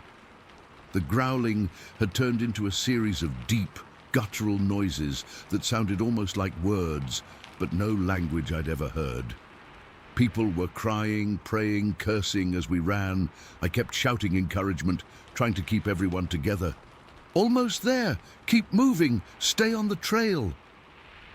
We reached the clearing I'd mentioned, a small open area about a quarter-mile back from where we'd first spotted the creature, and that's when we hit another problem. Across the only trail leading out of the clearing was an enormous fallen tree that absolutely had not been there when we passed through earlier. It was too big to climb over quickly with 20 panicked people, and the dense undergrowth on either side made going around difficult. I turned to look back the way we'd come, and there it was, standing at the edge of the clearing, watching us. It wasn't charging anymore, just observing, like it was curious about what we'd do next. And that's when I had the horrible realization. The tree hadn't fallen naturally. It had been placed there. This thing had blocked our escape route deliberately. One of the men in our group, a big guy who'd mentioned he was a construction worker, started trying to organize people to help move the tree. A few others were frantically looking for a way around. A couple people had their cameras out. Can you believe that? Trying to take pictures of the creature, though I doubt any of them came out clearly, given how badly everyone's hands were shaking. I was trying to remember if there were any side trails nearby we could use to get back to the lodge when the creature did something else unexpected. It picked up a rock about the size of a basketball, which it handled like it weighed nothing, and hurled it into the trees to our right. The rock crashed through branches and disappeared into the forest, making a huge racket. A moment later, from deeper in the forest in that direction, came a response. 3 distinct knocks, followed by what I can only describe as a howl that started low and rose to a pitch that made my teeth hurt. There were more of these things out there. People were really panicking now. A woman was clutching her crying child. A few men were breaking branches off trees to use as makeshift weapons, and one older lady had simply sat down on the ground, apparently in shock. I was frantically trying to think of what to do when the creature at the edge of the clearing suddenly tilted its head, as if listening to something we couldn't hear. It stood there for maybe 30 seconds, completely still except for its eyes, which moved from person to person in our group. Then it made a huffing sound, turned, and walked back into the forest. Just left, after all that. After deliberately trapping us, after that display of aggression, it just decided to leave. Nobody moved for at least 5 minutes. We were all waiting for it to come crashing back, maybe with others, but the forest remained silent. Eventually, with the help of about 8 of the stronger people in the group, we managed to move the fallen tree just enough to create a gap we could squeeze through one by one. I made sure everyone got through, counting heads obsessively, before going through myself. The hike back to the lodge was tense, to put it mildly. Every snapping twig made people jump. That smell lingered for almost a mile of the return journey. Occasionally we'd hear those knocking sounds in the distance, sometimes from one direction, sometimes from another, as if we were being followed, but at a distance. When we finally reached the lodge, people kind of scattered. Some went straight to their rooms, others to the bar. A few wanted to report what we'd seen to the authorities. But I managed to convince them it wouldn't do any good. Who would believe us? A couple of people demanded refunds, which my boss grudgingly provided. But strangely, many of the tourists seemed almost excited by what had happened, like they'd gotten more of an adventure than they bargained for. My boss pulled me aside and asked what really happened out there. I told him the truth, or at least what I thought was the truth. That we'd encountered something on the trail that I couldn't explain, something that matched descriptions of Bigfoot or Sasquatch. He looked at me for a long time, then told me he believed me, but that we were never to speak of it to anyone else. The last thing the lodge needed was a reputation for crazy guides who see monsters. That night, I couldn't sleep. I kept replaying everything in my mind, questioning if what I'd seen was real. but I knew it was. 20 other people had seen it too. The smell, the sounds, that face. It was all too vivid, too consistent to be mass hallucination. I kept working as a guide for another 2 years after that, but I never took groups on the Aspen Ridge Trail again. I'd make excuses, trail conditions, weather, anything to avoid going back there. And during those 2 years, I heard stories from other guides and locals about strange sightings, unusual noises at night, and equipment going missing from remote campsites. It's been over 40 years now, but I still get nightmares sometimes. I'll wake up in a cold sweat, convinced I can smell that awful stench in my bedroom, or hear those knocks coming from just outside my window. The worst part is not knowing why it let us go. Was it just curious about us? Was it warning us to stay away from its territory? Or was it toying with us, like a cat with a mouse? I don't hike anymore, not in remote areas anyway. And I never ever go in the woods alone. Because the thing that haunts me most isn't just the memory of what I saw that day. It's the certainty that it's still out there, watching and waiting from the shadows of those mountains. Story 9, Nadine. I still can't believe it's been 7 years since that night at Box Canyon. I've never shared this online before. Honestly, I've barely told anyone outside my closest friends. But after stumbling across other people's experiences in these mountains, I feel like maybe someone here will understand or even have experienced something similar. I grew up in Ouray, Colorado, the Switzerland of America, as the tourism brochures call it. It's a gorgeous little mountain town surrounded by the San Juan Range, and most of my childhood memories are pretty idyllic. Except for that one night when I was 17. Box Canyon Falls was basically our town's claim to fame. It's this narrow gorge where water from the mountains cuts through and creates this incredible waterfall. In winter, the place hosts the Ouray Ice Festival, where climbers from all over come to scale the frozen falls. In summer, tourists walk the catwalk underneath the falls. Growing up here, I'd been to Box Canyon probably 100 times. That spring was unusually wet. Snowmelt plus rain had all the creeks and rivers running high. The falls were absolutely thundering with water. My friends Kayla and Mark had this idea to go see the falls by moonlight. The full moon that night was supposed to be incredible, and we thought we'd see moonbows in the mist. Stupid teenager logic. The park closed at dusk, but there was just a 6-foot fence with a gate at the entrance. We parked Mark's truck about a quarter-mile down the road and hiked back. I remember feeling that rush of adrenaline from doing something forbidden, but not really being scared. The 3 of us had grown up exploring these mountains. We weren't some tourists who didn't know what we were doing. Getting over the fence was easy. The moon was so bright we barely needed our flashlights as we made our way up the trail. The sound of the falls got louder as we approached, and when we reached the catwalk underneath them, it was just overwhelming. The moonlight hit the spray and created this ethereal glow. It was beautiful and haunting at the same time. We stayed there for maybe 20 minutes, just soaking it all in. Then Mark suggested we hike up to the lookout point above the falls. There's this narrow trail that winds up and gives you a view looking down into the canyon. We were all talking and laughing, probably being way too loud in retrospect. I remember Kayla shouting to be heard over the roar of the water, and Mark was teasing her about being afraid of the dark. It wasn't until we started heading back down that trail that things got weird. Mark and Kayla were ahead of me by maybe 20 or 30 feet. The trail was narrow enough that we had to walk single file. The right side of the trail hugged the mountainside with thick bushes and small trees, while the left dropped off steeply into the canyon.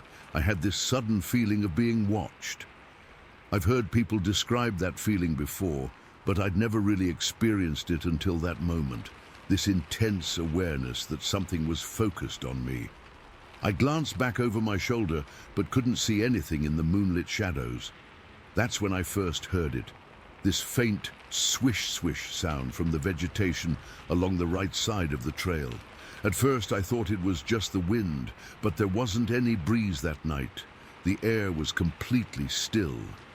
The sound moved along with me, keeping pace. I called out to my friends, but they were too far ahead and couldn't hear me over the falls. I picked up my pace, and that's when the sounds in the bushes got more deliberate. Whatever was making that noise was big. The branches were really moving now. And it wasn't just random movement, it was following me. Panic hit me like a truck. I started running down the trail, my flashlight beam bouncing wildly. I could hear Mark and Kayla's voices ahead, but they had no idea what was happening behind them. And then I heard it, distinct footsteps, not the sound of an animal on four legs, but a heavy thump-thump rhythm that could only be made by something on 2 feet. The footsteps were getting closer. I could hear labored breathing behind me, deep, raspy breaths that sent chills down my spine. Whatever it was huge. A bear would have been running on all fours, making a different sound altogether. This was bipedal. This was something else. I ran faster than I'd ever run in my life. The trail was treacherous in the dark, with loose rocks and exposed roots. One wrong step, and I'd go tumbling into the canyon. My lungs were burning, and I developed this sharp, stabbing cramp in my side. You know that pain when you run too hard without warming up? It felt like someone was jabbing a knife between my ribs. My legs started to give out. I was gasping for breath, but the thing behind me was getting closer. I could feel its presence, hear its breathing, almost feel its body heat. In my panic, I tripped over a rock or root, I'm not sure which, and went sprawling forward. My flashlight flew from my hand and skittered across the trail, its beam pointing uselessly into the trees. In that moment of complete terror, my body acted on instinct. Instead of trying to get back up on the trail where that thing would surely catch me, I rolled sideways, away from the sound. I ended up wedged between a large bush and the edge of the cliff, half hanging over the abyss. I could hear the roar of the water below, so far below. I froze there, trying not to breathe, trying to become invisible. The footsteps slowed to a stop almost directly above where I was hiding.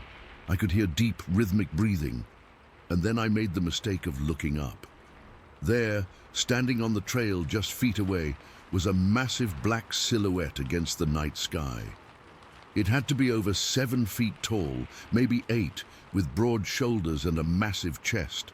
But what I remember most vividly were its eyes, 2 glowing green orbs that seemed to pierce right through me, not reflecting light like an animal's eyes do, but almost generating their own eerie luminescence. Those eyes locked onto mine, and I felt a bizarre sensation wash over me. It was like my thoughts were being stirred around, my consciousness floating away from my body. The creature made these strange clicking sounds, almost like stones being knocked together, followed by a deep, rumbling noise that seemed to resonate in my chest cavity. That's where my memory gets fragmented. I remember a massive black hand reaching down toward me, trying to grab my shirt. I remember the smell, a powerful, musty odor like wet fur and something else I can't describe. I remember feeling like I was falling, but also like I was being held in place. The next clear memory I have is of Kayla and Mark pulling me up from the edge of the cliff, both of them freaking out. According to them, they'd reached the bottom of the trail and realized I wasn't with them. They came back up calling my name and found me half off the cliff, seemingly unconscious. They said I was mumbling something they couldn't understand. I tried to tell them what happened, but in the light of their flashlights there was no sign of whatever had been chasing me. No footprints, no broken branches, nothing. They thought I'd just panicked in the dark and fallen. Mark even joked that I'd watched too many horror movies. We made our way back to Mark's truck in silence. I was shaking uncontrollably, and they eventually chalked it up to me being in shock from nearly falling into the canyon. I didn't push it because I was starting to doubt myself. Had I imagined those glowing eyes? That massive silhouette? The hand reaching for me? But I know what I experienced. Something was on that trail with us that night. Something that walked on two legs and stood taller than any human I've ever seen. Something with eyes that seemed to look into my soul and a voice that could somehow affect my mind. I never went back to Box Canyon after dark again. In fact, I barely went during the daytime for years after. When I eventually left Ouray for college, I felt a weight lift off my shoulders. It wasn't until a couple years later, when I was talking to a local forest ranger who'd come to give a lecture at my university, that I heard about other strange encounters in the San Juan Mountains. He didn't call it Bigfoot or Sasquatch. He just referred to unexplained phenomena in certain remote areas. I've spent years trying to rationalize what happened that night. Could it have been another hiker playing a prank? No way. Not that size, not those eyes, not that voice. A bear? Definitely not. Wrong movement pattern, wrong eye color, wrong behavior entirely. Some kind of hallucination from oxygen deprivation while running. Maybe, but that doesn't explain how I ended up where Mark and Kayla found me. To this day, I get a cold feeling in the pit of my stomach when I think about those glowing green eyes staring down at me. I don't know if what stalked me was a Bigfoot or something else entirely, but I know it was real. And sometimes, when I'm laying in bed at night and my mind starts to wander, I wonder, was it hunting me or protecting me from falling? Was it trying to grab me, to pull me up, or to drag me away? I still don't have answers. All I know is that the San Juan Mountains hold secrets, and on that moonlit night 7 years ago, I came face to face with one of them. And sometimes, I swear I can still hear that rhythmic clicking sound in my dreams, calling me back to that cliff edge, back to those hypnotic green eyes. Story 10. I'm not sure I should even be posting this here, but I need to tell someone. It's been over 50 years, and I still can't shake what happened that November day in 1969. It was supposed to be my first real hunting trip. Just me, my dad, and my grandfather, in the woods near Athens, Ohio. Instead, it became something that's haunted me ever since. For context, I had just turned 13 that fall, and my parents had given me my first rifle for my birthday. I'd been begging for one since I was 10. Dad had been teaching me to shoot for years on his old .22, but this Winchester was mine, and man was I proud of it. I'd spent weeks cleaning it, practicing with it in the backyard, and generally driving my mom crazy, talking about how many deer I was going to bag on my first real hunt. The weekend before Thanksgiving, we packed up Dad's old station wagon and headed to our usual spot about 30 minutes outside Athens. It was a place my grandfather had been hunting since he was younger than me. The drive felt like it took forever. I remember sitting in the back seat, clutching my rifle case, while Dad and Grandpa talked about previous hunts, telling stories I'd heard a million times but never got tired of. We arrived late Friday afternoon. The temperature was dropping fast, one of those clear, crisp November days where your breath hangs in the air. The campsite was nothing special, just a small clearing about half a mile off the main road, surrounded by thick oak and maple trees that had dropped most of their leaves already. Dad backed the station wagon up to the edge of the clearing so we could use it as a windbreak. Setting up camp was routine stuff. 2 small tents, one for Dad and me, one for Grandpa, who snored like a chainsaw. We got a fire going and ate the sandwiches Mom had packed. Grandpa pulled out his map and showed me where we'd be hunting in the morning, about 3/4 of a mile from camp, across a small pasture that belonged to a farmer he knew. I could barely eat. I was so excited. Early to bed, early to rise, Dad said, using his favorite camping saying. We turned in around 8 o'clock, planning to be up well before dawn. I remember lying in that sleeping bag, Winchester by my side, listening to the night sounds and imagining the big buck I was going to get. Eventually, I drifted off to Dad's steady breathing next to me. The alarm went off at 4:30 the next morning. It was pitch black and freezing cold, had to be in the low 30s. We dressed in layers inside the tent, adding our bright orange hunting vests as the final touch. Grandpa heated up some coffee on his small camp stove, and I got to have my first real cup of coffee. Mostly milk with a splash of coffee, but I felt so grown up. We ate some jerky and crackers, then shouldered our rifles and gear. We set off around 5:15, using our flashlights sparingly.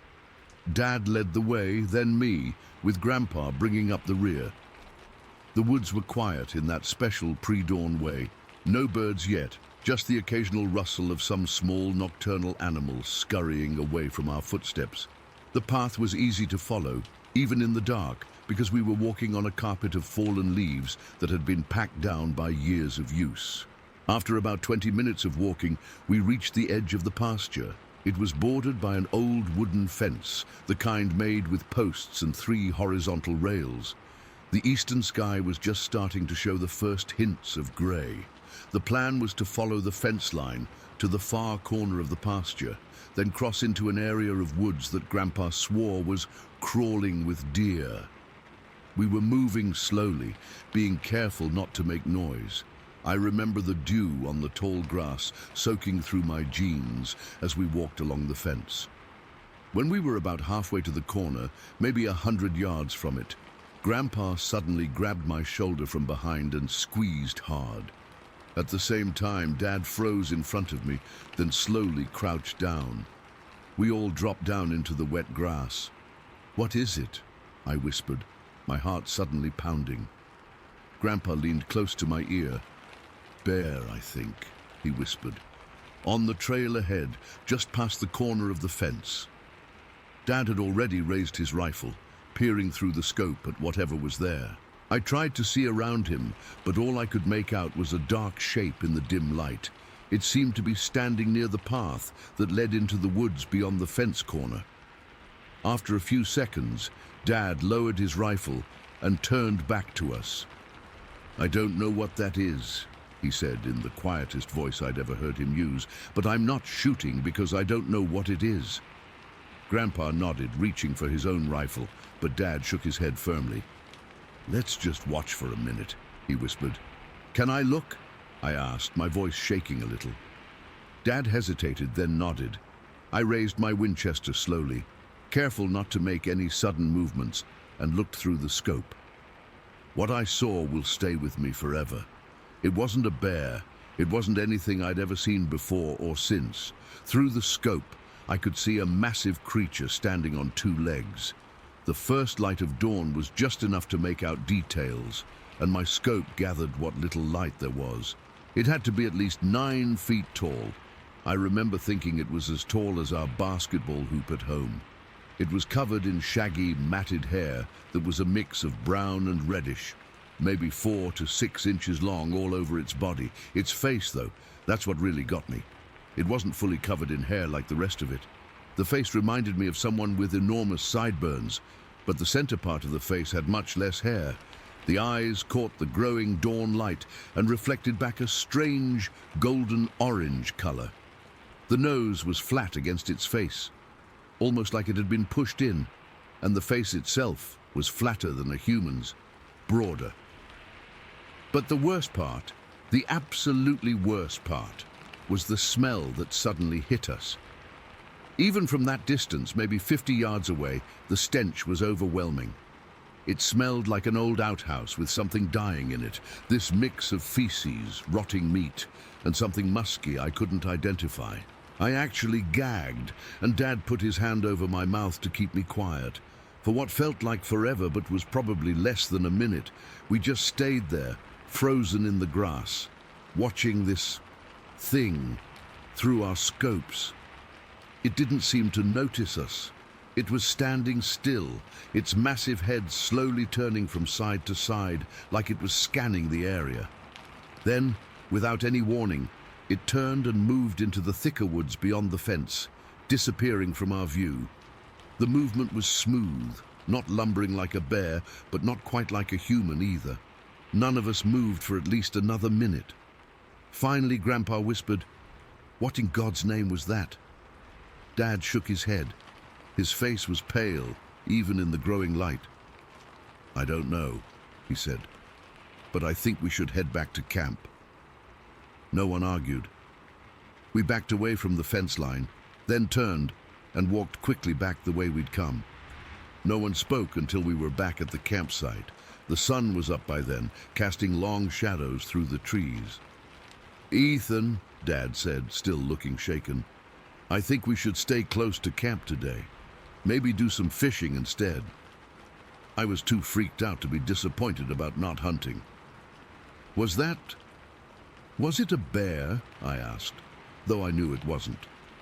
Grandpa sat heavily on a log by our fire pit. "No," he said flatly. "Wasn't a bear." "Sasquatch?" I suggested, half joking, trying to break the tension. Dad and Grandpa exchanged a look I couldn't interpret. "Let's just say it was something we shouldn't mess with," Dad finally said. "Now, how about those fish?" We gathered our fishing gear and headed to the small river about a quarter-mile from our campsite, in the opposite direction from where we'd seen the creature. The fishing spot was in a small clearing, with good visibility all around. Dad insisted we stay together, and he kept looking back at the tree line every few minutes. I tried to focus on fishing, but I wasn't having any luck. About an hour in, I noticed the smell again. That same awful stench from earlier. It wasn't as strong, but it was definitely there, coming from the forest behind us. When I mentioned it, Dad nodded grimly. "I smell it too," he said quietly. We kept fishing, but now we were all on edge. Then we started hearing sounds from the woods, the crack of branches breaking, heavy footsteps moving parallel to the river, occasional deep breathing and grunts that didn't sound like any animal I knew. Whatever it wasn't trying to be quiet. It was almost like it wanted us to know it was there.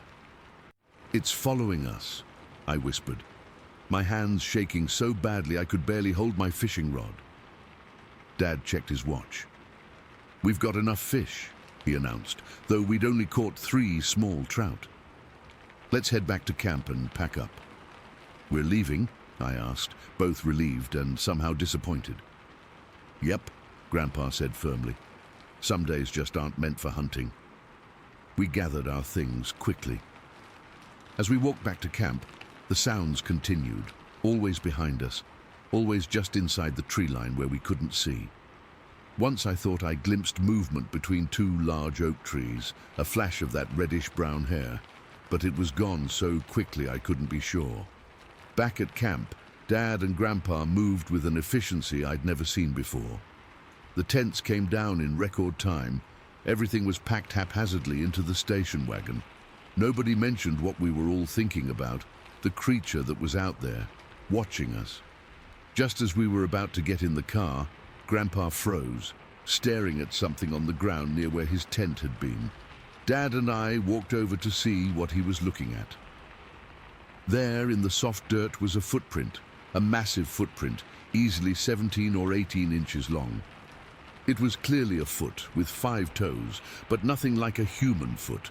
The impression was deep, suggesting whatever made it was incredibly heavy.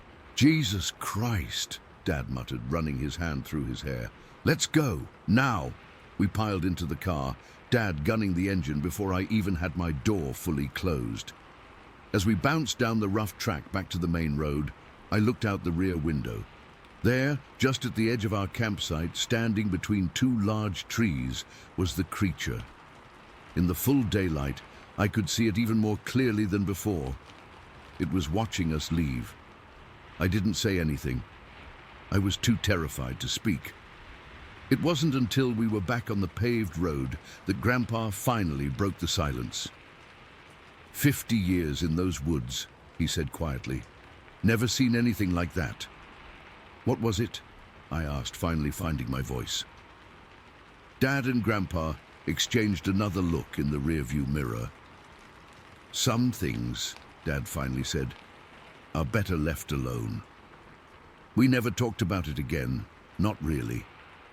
We went back to those woods years later, but never to that exact spot, and we never saw the creature again.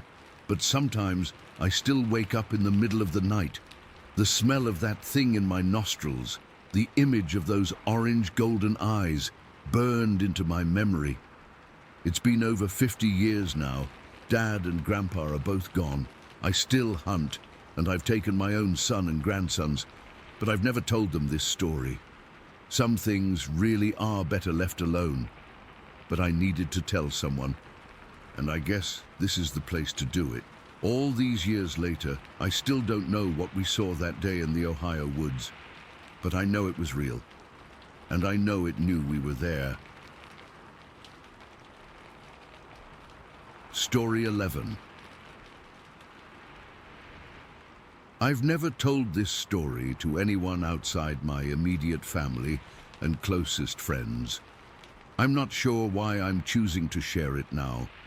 Maybe because enough time has passed, or maybe because I just need someone else to know what happened to me twice. It was August of 1984.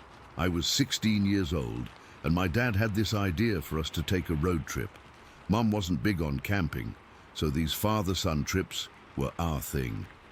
We'd load up his old 1978 Ford pickup with the camper shell on the back and hit the road for a week or two. That summer, we planned a route through California, Nevada, and up into eastern Washington state. The incident happened near Republic, Washington, just north of the Colville Indian Reservation. It's remote country up there, thick forests, mountains, not many people, the kind of wilderness that feels endless when you're in it. We'd been on the road for about 9 days at that point. Dad and I were both pretty tired from driving all day. It was getting dark, and we were on this winding mountain road looking for a place to stop for the night. Around 8:30 p.m., we spotted this old horse camp just off the main road, maybe 100 feet in.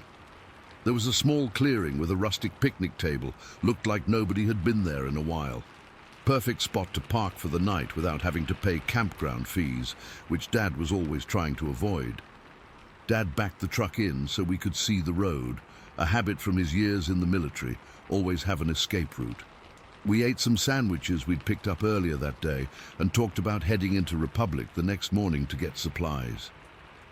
I remember being excited because Dad said we could get pancakes at a real restaurant instead of cooking on our little camp stove. By about 10 p.m., Dad was exhausted. He was already yawning during dinner, and once we finished eating, he said, "I'm gonna hit the sack, Connor." He climbed into the back of the truck where we had our sleeping bags laid out. We'd set it up so we each had half of the truck bed. The camper shell gave us just enough room to sleep comfortably. Dad could sleep anywhere, and within minutes, I heard him snoring. Man, could he snore like a chainsaw cutting through concrete. I wasn't tired yet. At 16, I had more energy than I knew what to do with. Plus, I'd been trapped in the truck all day listening to Dad's country music. I needed some time to myself with my own music. So I grabbed my Walkman, that was a portable cassette player for you younger folks, and a new tape I'd bought before the trip, Iron Maiden's Power Slave. I told myself I'd just listen to a few songs before turning in. I walked over to the picnic table about 20 feet from the truck and sat down. It was pitch black out there. No moon that night, or if there was, the trees blocked it completely. The only light came from the truck's cab, where we'd left a small flashlight on the dashboard, pointing up so we could find the truck if we had to get up in the night. I put my headphones on and pressed play, leaning back against the table. The music was loud enough that I couldn't hear anything else. I was lost in it, probably for about half an hour. I remember checking the time on my digital watch. It was 10:37 p.m. That's when everything changed. I can't really explain it, but suddenly I felt wrong. Like something had shifted in the world around me. You know that feeling when the hair on your arm stands up? It was like that, but all over my body. A wave of fear washed over me that I couldn't explain. Nothing had happened, nothing had changed that I could see, but every instinct I had was screaming at me. I pulled my headphones off, and that's when the silence hit me. Complete, absolute silence. No insects, no rustling leaves, no distant animal sounds, nothing. If you've spent time in the woods, you know they're never completely silent. There's always something making noise, but not that night. The silence felt like pressure against my eardrums. and with it came the overwhelming sense that I was being watched. Not just watched, studied, like whatever was watching me was deciding what to do next. I stood up from the picnic table, scanning the darkness around me.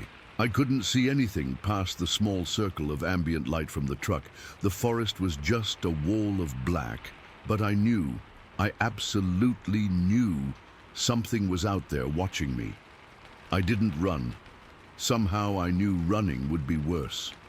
I walked, forcing myself to move at a normal pace back to the truck. Those 20 feet felt like a mile. Every step I expected something to grab me from behind. My heart was pounding so hard I could feel it in my throat. When I reached the truck, I quietly opened the driver's side door.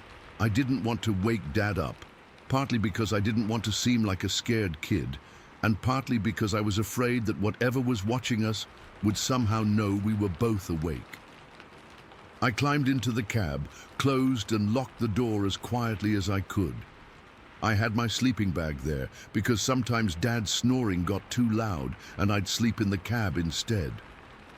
I unrolled it across the bench seat and slipped inside, positioning myself with my head near the passenger door and my feet toward the driver's side. I lay there in the dark, listening, still that unnatural silence. I told myself I was being stupid, that there was nothing out there, probably just a deer or something that had wandered off when I moved. I closed my eyes and tried to sleep.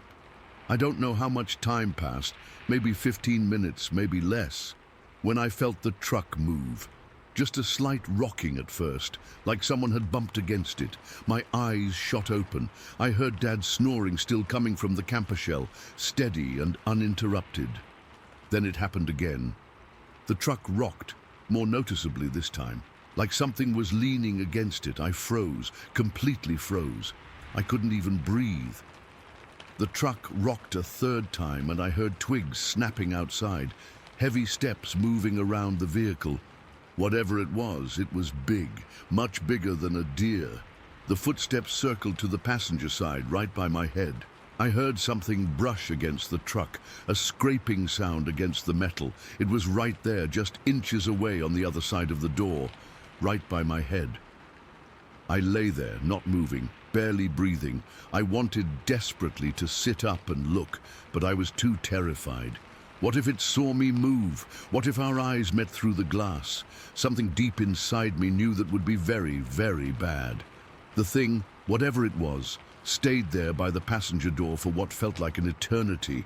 I could hear it breathing now, deep, heavy breaths, not like an animal panting, but slow, deliberate breathing, almost human, but not quite. Then came the smell. Even through the closed windows, I caught whiffs of it, a powerful musky odor like wet dog, and something rotting and body odor all mixed together. It made my stomach turn. I heard what sounded like fingers, or something like fingers, sliding across the glass of the passenger window, not tapping or knocking, just feeling it, exploring it, like it was trying to figure out what this barrier was. I squeezed my eyes shut. I was beyond terrified now. I was in a state of pure animal fear. My whole body was rigid, my hands clenched so tight around my sleeping bag that my fingers were cramping. All I could think was, please go away, please go away, please go away. The truck rocked again, harder this time, like whatever it was had leaned its weight against it. I heard what sounded like sniffing, long, deliberate inhalations. It was smelling us, smelling me. I was certain of it. I must have lain there for at least an hour, possibly longer, not moving, barely breathing, feeling the truck occasionally rock as the thing moved around it. Sometimes it would move away, and I'd hear the footsteps retreat, only for them to return minutes later. It was like it was patrolling around us, keeping us contained. The last time I heard it, the footsteps seemed to fade into the distance. The silence gradually gave way to normal forest sounds, a slight breeze through the trees, some distant animal calls. Somehow I knew it had gone, at least for now. Still, I didn't move. I lay there until I saw the first hints of dawn through the windshield. When morning finally came, I was exhausted but too wired to sleep. I waited until Dad woke up before I got out of the cab. He climbed out of the camper shell, stretching and yawning like it had been just another night. "Morning, kiddo. Sleep okay?" he asked. I stood there, not sure what to say. How could I explain what had happened? It sounded crazy even to me, and I'd experienced it. "Dad," I finally said, "I think something was out here last night, something big." He laughed. "Probably just a deer or an elk. They get curious sometimes." "No, it was bigger than that. It was walking around the truck. It was right outside my door." Dad could see I was serious. His smile faded. "What do you think it was?" I shrugged. "I don't know, but it was big, and it walked on two legs." He frowned, looking around the clearing. "Let's check for tracks." We walked around the truck. The ground was covered with pine needles and dry dirt, not great for showing footprints, but as we circled to the passenger side, I stopped dead in my tracks. Caught in the bracket of the side mirror were several thick black hairs. Coarse hairs, longer than human hair, definitely not from a deer or any animal I recognized. Dad saw them too. He reached out and carefully removed one, holding it up to the morning light. "Huh," was all he said. He studied it for a moment, then put it in his shirt pocket. He didn't dismiss it, but he didn't want to talk about it either. We packed up quickly and got back on the road. We never mentioned what happened again during that trip, though I noticed Dad didn't suggest camping in any remote spots for the rest of our journey. I pushed the incident to the back of my mind over the years.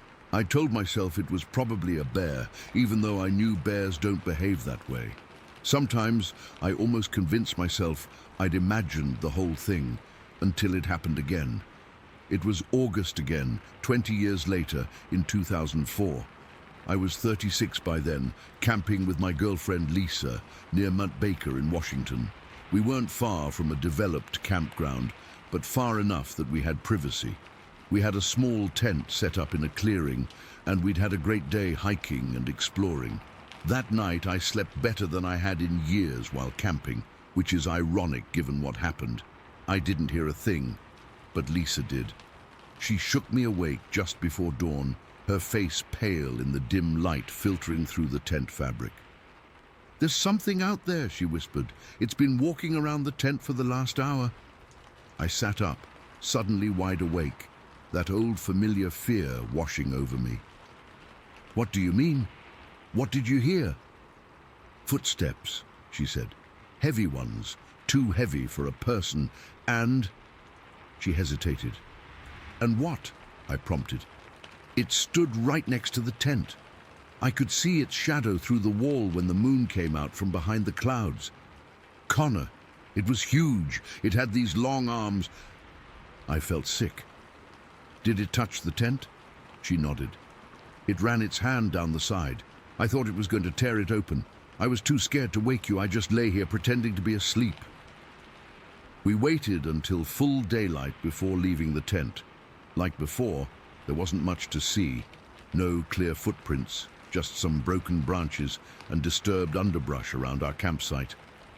But Lisa found something I'd missed the first time around, a smell lingering in the air, that same musky, rotting odor I'd smelled 20 years earlier. We packed up without making breakfast and drove straight back to Seattle. On the drive home, I finally told Lisa about what had happened when I was 16.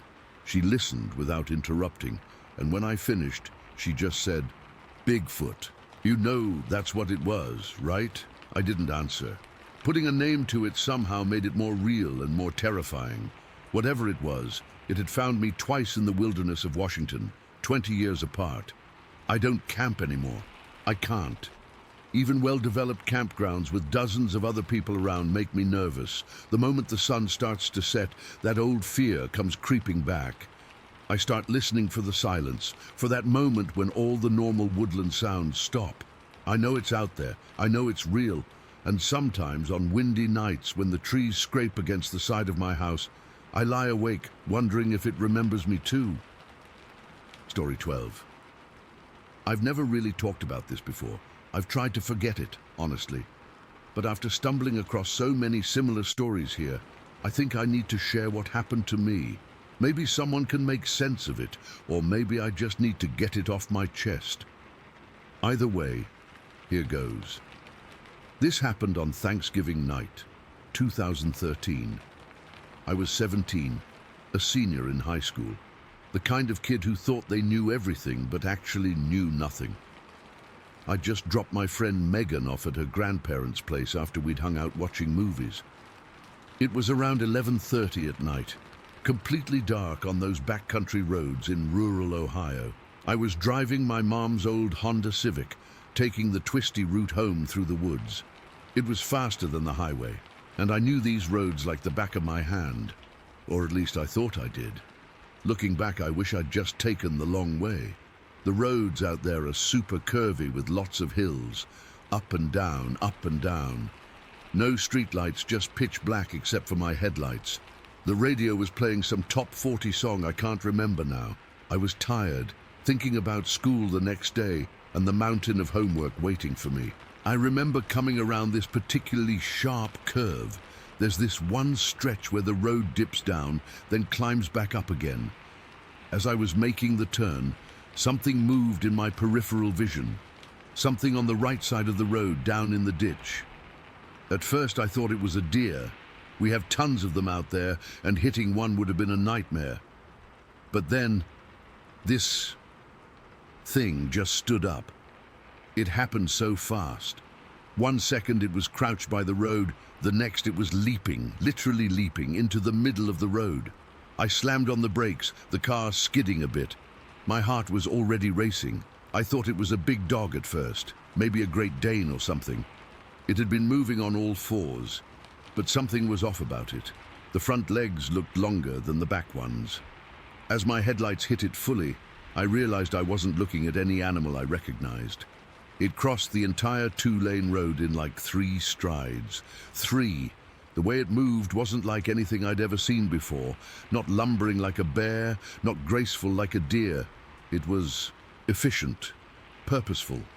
Then it sat down on this fallen log at the edge of the woods. But it didn't sit like an animal. It sat like a person would, upright.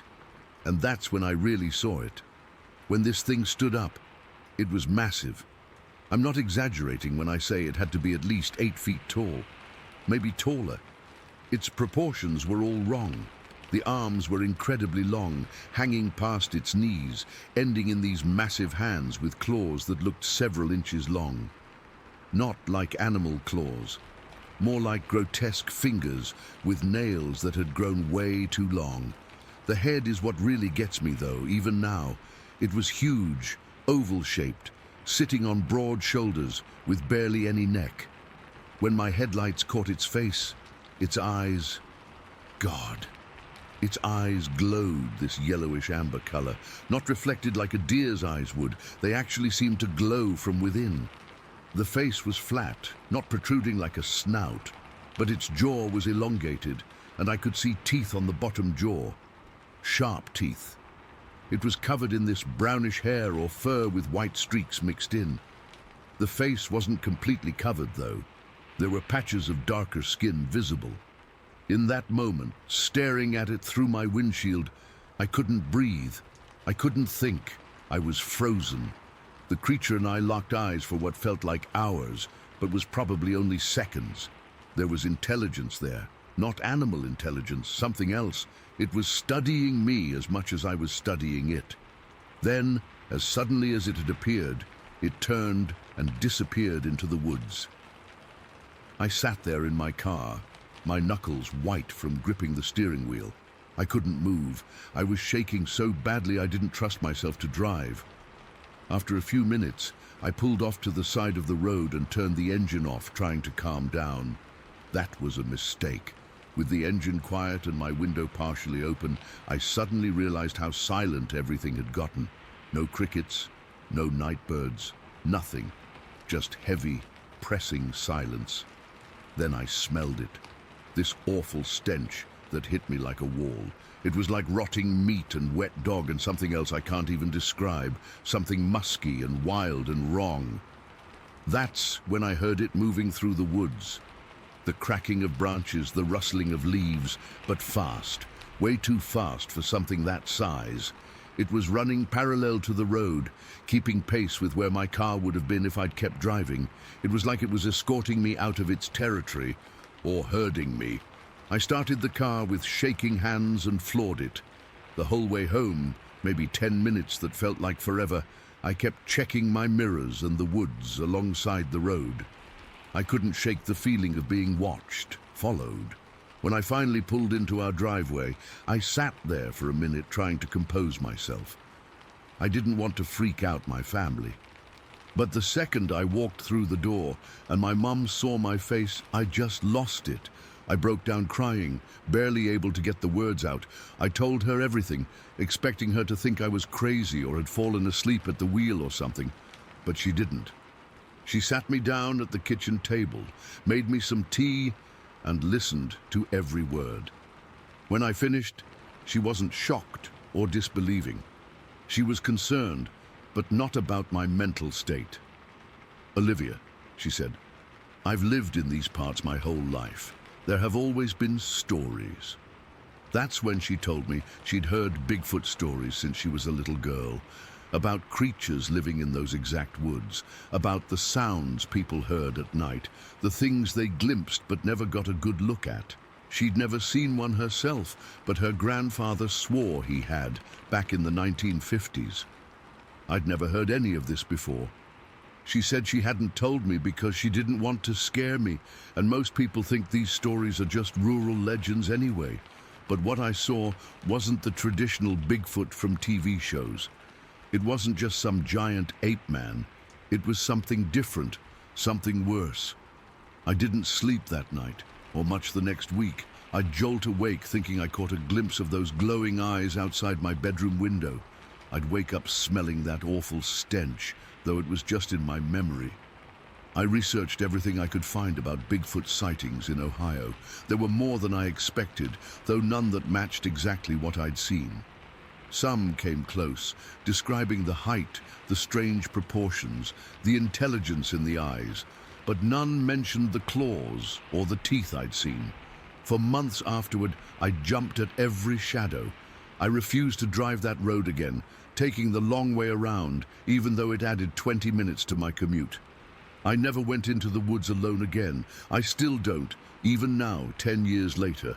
I graduated high school that spring and went to college out of state, partly because I needed to get away from those woods. When I come home to visit, I still get anxious at night. I still check the tree line from my parents' back porch, scanning for movement. I still wake up sometimes from dreams where I'm sitting in that car, and instead of the creature turning away, it approaches, those long arms reaching for my door handle. I never saw it again after that night. Part of me thinks, hopes, it was some kind of hallucination or that my mind exaggerated what I saw. But then I remember the smell, the absolute silence of the woods, the way it moved, the intelligence in those eyes. And I know what I saw was real. My mum still lives in that house, right at the edge of those woods. She says she's never had any problems, never seen anything strange. But she did tell me that sometimes, on really quiet nights, she hears something moving in the trees, something big, and occasionally, when the wind is just right, she catches that same smell I described to her. I don't know what I encountered that Thanksgiving night, whether it was a Bigfoot, a Sasquatch, or something else entirely. I just know it changed me. It changed how I see the world, how I understand what might be out there in the dark. The certainty I had as a teenager, that I understood the world and what exists in it, that's gone now. Sometimes I wonder if it watches the house, if it remembers me like I remember it, if it's still out there in those woods, living its life alongside ours, just out of sight. Most people go through their whole lives never seeing what lurks at the edges. I wasn't that lucky.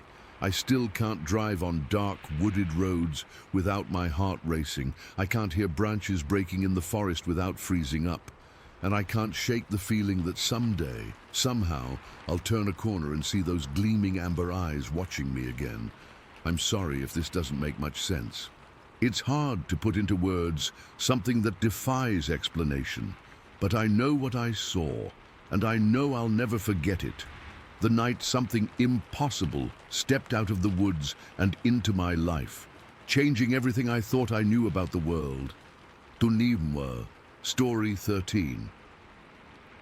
I've never told anyone this story outside my immediate family. For 35 years, I've kept it mostly to myself, partly because no one would believe me, but mostly because even now, at 43, the memory still makes my stomach twist into knots. It happened in the summer of '88, when I was 8 years old. My parents had saved up for our yearly vacation, and that year they chose this family-friendly campground deep in the Ozarks. I was beyond excited. Growing up in suburban Kansas City, I didn't get many chances to explore real wilderness, and I had been obsessed with forests and wildlife since I could remember. The campground was perfect for kids. They had these cartoon character cutouts placed along the hiking trails, a decent playground with swings and slides, and a small lake for swimming. The brochure showed families laughing around campfires, kids catching fish, and cartoon raccoons and bears pointing the way to different trails. My parents had picked it specifically because I was what they called a nature kid. Always collecting leaves and rocks, always begging to go camping. We arrived on a Tuesday afternoon in late July. The air was thick with humidity, and even though it was supposed to cool down in the evening, the heat clung to everything. Our cabin was small but cozy, just a bedroom for my parents, a pull-out couch for me, a tiny bathroom, and a kitchenette. The walls were decorated with more cartoon woodland creatures. I especially liked the raccoon wearing hiking boots that hung above the kitchen sink. For the first 2 days, everything was normal. We hiked some of the easier trails. I went swimming in the lake, and my dad taught me how to roast the perfect marshmallow without catching it on fire. Normal family vacation stuff. I remember there weren't many other families there that week. Maybe 4 or 5 cabins were occupied out of the 20 or so scattered around the grounds. On the 3rd day, after dinner, my parents suggested we take the Moonlight Trail. Not because it was actually nighttime yet, but that was its name. It was supposed to be an easy 45-minute loop that would bring us back to our cabin before dark. Mom packed some juice boxes and graham crackers in her fanny pack. It was the '80s, everyone had fanny packs, and we set off around 7 in the evening. The trail started out wide and well-marked, with those cut-out cartoon animals every 100 feet or so. I remember skipping ahead to see which character would appear next. A squirrel playing guitar, a beaver wearing overalls, a fox reading a map, the kind of cheesy stuff kids love. About 20 minutes into the hike, the trail narrowed and started to wind deeper into the forest. The trees grew taller and closer together, and suddenly it felt like we weren't in a family campground anymore. It felt wild. I loved it. My parents were walking behind me, talking about something boring like mortgage rates or car insurance. That's when I heard it for the first time. This weird hooting sound, kind of like an owl, but not quite right. It was deeper, more resonant, and it seemed to echo through the trees in a way that made it hard to tell exactly where it was coming from. "Did you hear that?" I asked, stopping on the trail. "Probably just an owl, Emma," my dad said, not really paying attention. Mom checked her watch. "Let's keep moving. I don't want to be out here after sunset." We continued walking for another 10 minutes or so before coming to a small clearing with a wooden bench. My parents sat down, grateful for the break. Dad's knees weren't great even back then, and Mum was complaining that her new hiking shoes were giving her blisters. "Can I explore a little bit?" I begged. "Please, I'll stay where you can see me." Mum looked hesitant, but Dad shrugged. "Stay within shouting distance, kiddo. Don't go past that big oak tree." He pointed to a massive tree, about 30 yards from the bench. I promised I would stay close and started wandering around the edge of the clearing. The forest floor was covered in pine needles and fallen leaves that made a satisfying crunch under my sneakers. I found a weird-shaped stick that looked like a wizard's wand and was using it to tap against tree trunks when I heard the hooting sound again, louder this time. I looked back at my parents, but they were deep in conversation, their heads bent together. Mum was showing Dad something on her foot, probably her blister. I knew I should have called out to them about the sound, but there was something about it that made me curious rather than scared. It didn't sound threatening. It sounded like a call, like whatever was making that noise wanted to be found. I took a few steps toward the sound, still staying within sight of my parents. That's when I noticed what looked like another one of those cartoon character cutouts, partially hidden behind some trees. I couldn't make out what animal it was supposed to be from that distance. It looked larger than the others we'd seen on the trail, and it was placed in a weird spot, not directly on the path. The hooting stopped suddenly, replaced by a strange scratching noise. It reminded me of our neighbor's dog when he would scratch at the back door to be let in, but much louder, much more deliberate. I glanced back at my parents again. They were still distracted, and I figured I had time to quickly check out this cartoon character and be back before they noticed I'd gone past the big oak tree. I was 8, and 8-year-olds are not known for their excellent decision-making skills. As I got closer to what I thought was a cutout, something felt off. From a distance, it had looked like the hard, painted edges of a plywood figure. But up close, the lines seemed softer somehow, fuzzier, and it was bigger than I'd initially thought, much bigger. The scratching got louder. I was maybe 15 feet away when the cutout moved. Not like it was swaying in the wind. It moved like it was alive. I froze. My heart started hammering in my chest so hard I could feel it in my throat. The thing, whatever it was partially hidden behind a cluster of trees, but I could now make out shaggy, dark brown fur. Not painted wood, actual fur, and then it stood up. There's a moment when your brain can't process what your eyes are seeing, like your thoughts get stuck, buffering like an internet video. That's what happened to me. I couldn't scream, I couldn't run. I just stood there, my wizard stick hanging limply from my hand as this creature emerged from behind the trees. It was tall. So tall. I was a small kid, but this thing had to be at least 7 feet, maybe more. Its shoulders were broad and hunched slightly forward. The fur covered its entire body, dark brown, almost black in some places, with lighter patches on its chest. Its arms were long, longer than they should be for its body, and powerful looking, ending in hands that weren't quite human but weren't quite like an ape's either. But it was its face that I remember most vividly. Its face and its eyes. The face was set deep beneath a prominent brow ridge.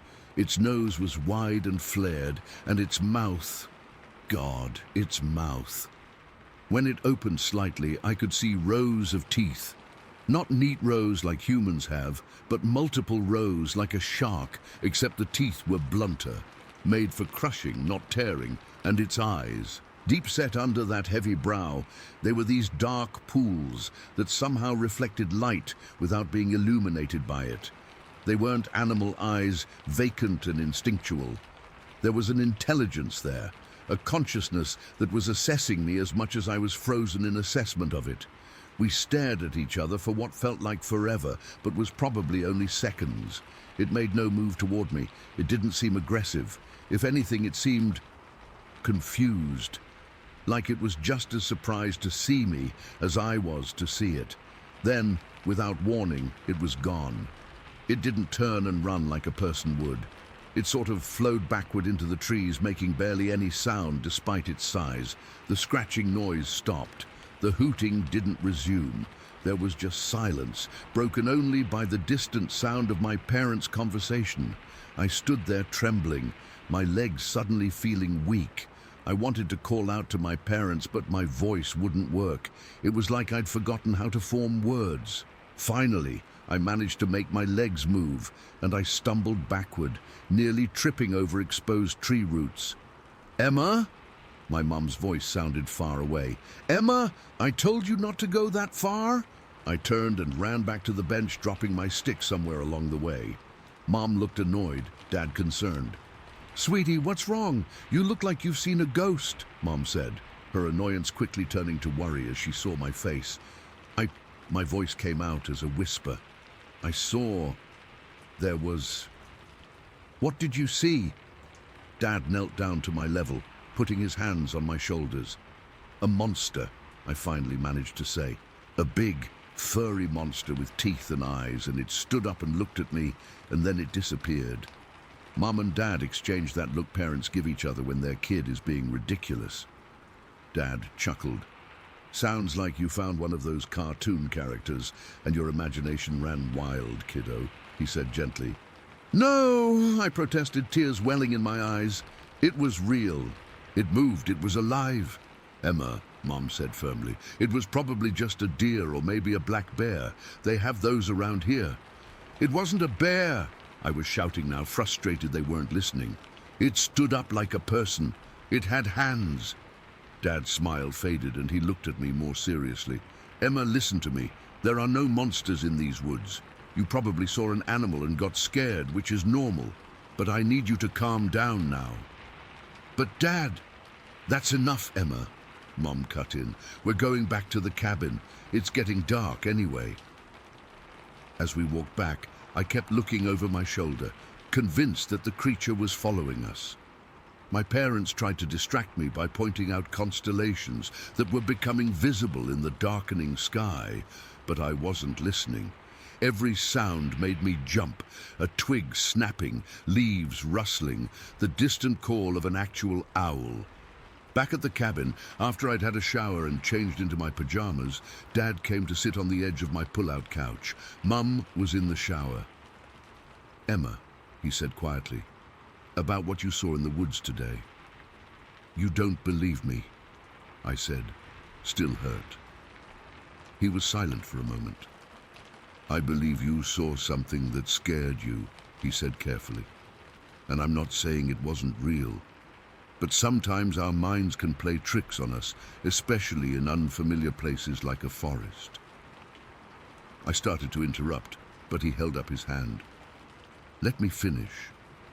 What I'm trying to say is, maybe it doesn't matter if what you saw was real in the way you think it was.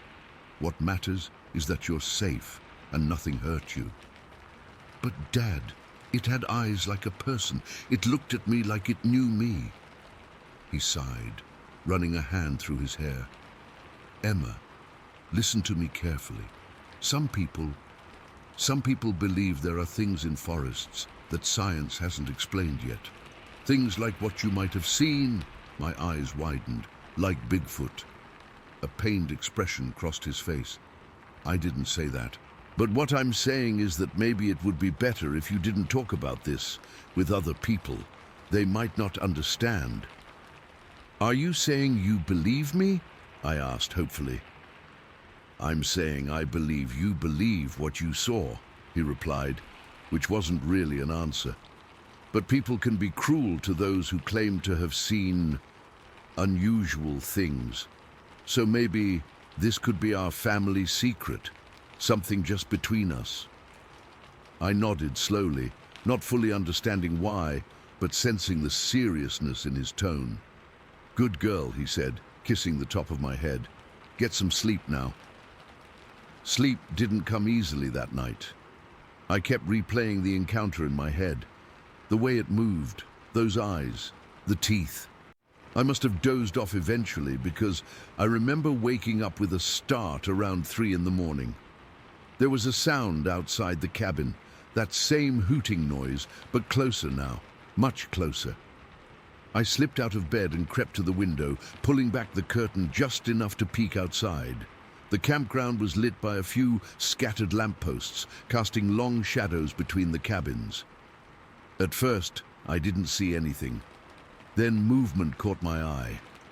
At the edge of the forest, partially hidden by trees, was a large, dark shape. It was too far away to make out clearly, but I knew.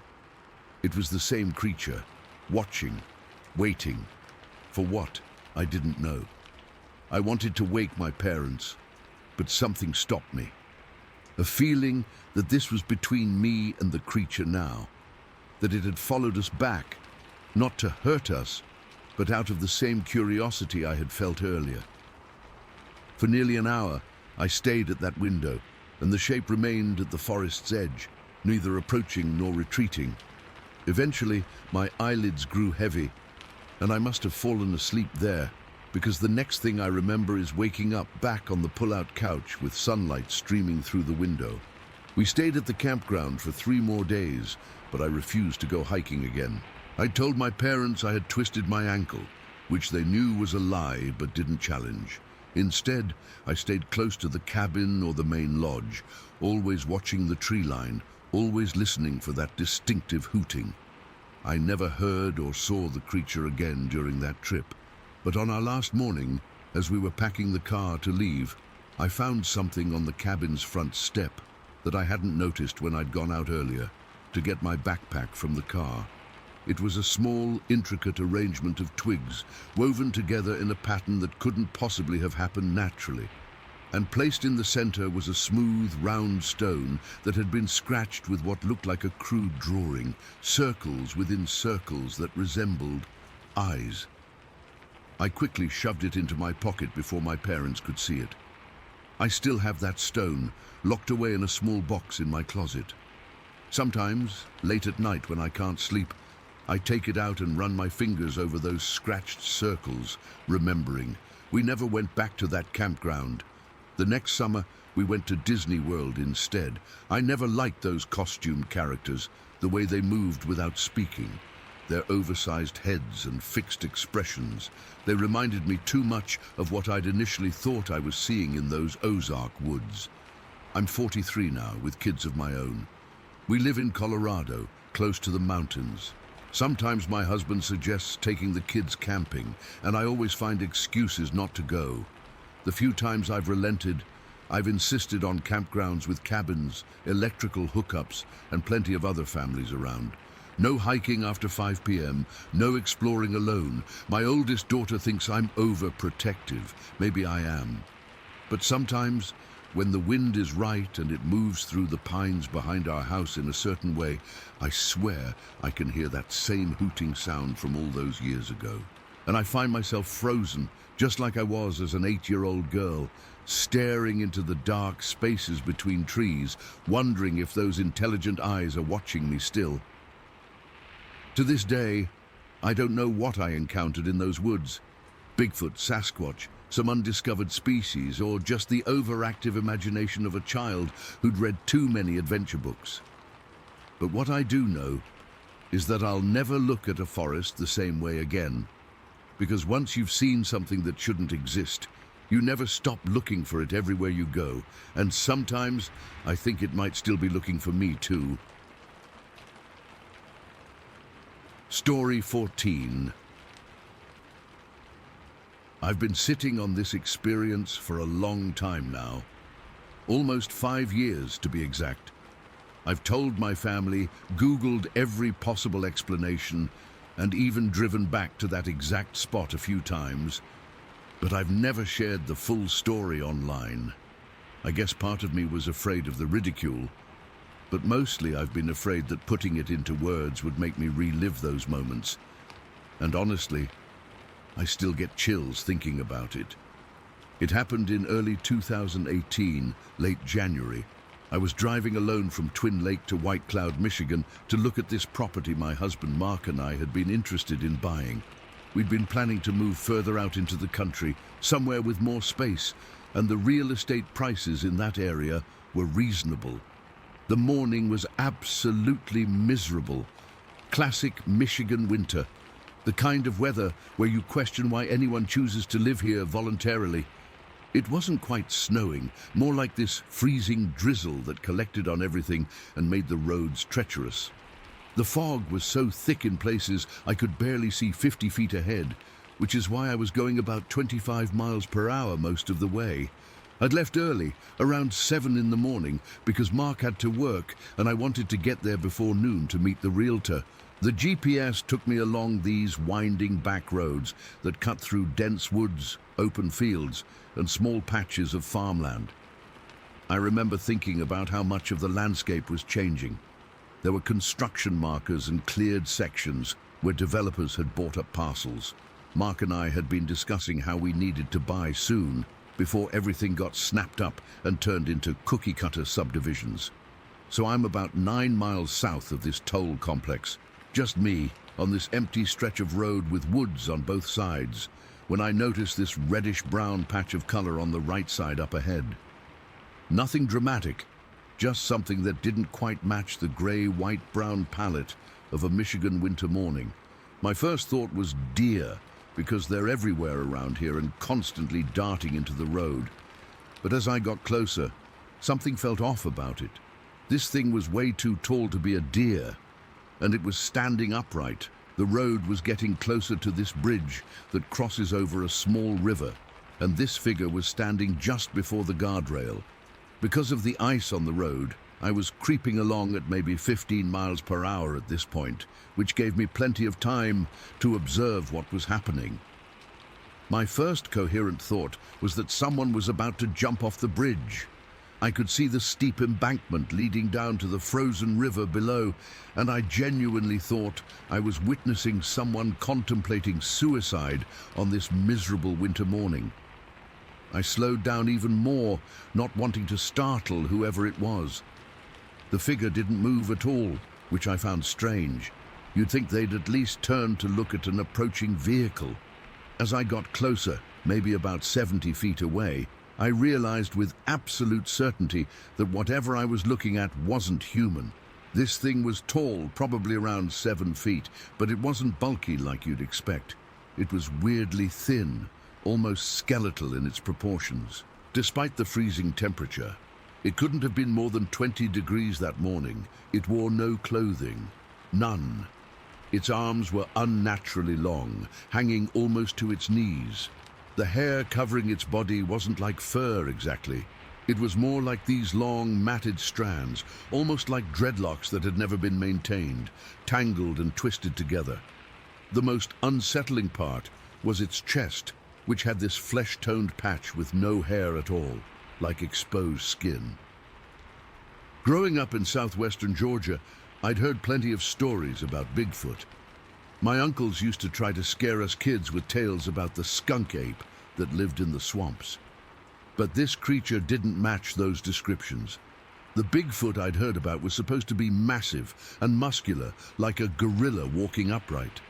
This thing was more like if you stretched a person to unnatural proportions and covered them with matted hair.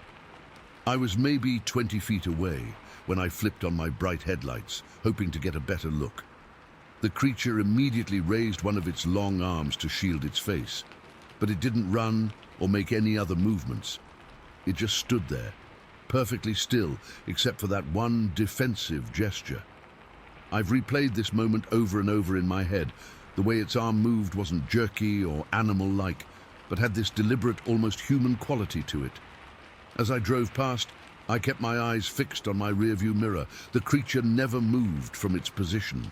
It simply lowered its arm once my lights weren't directly on it anymore.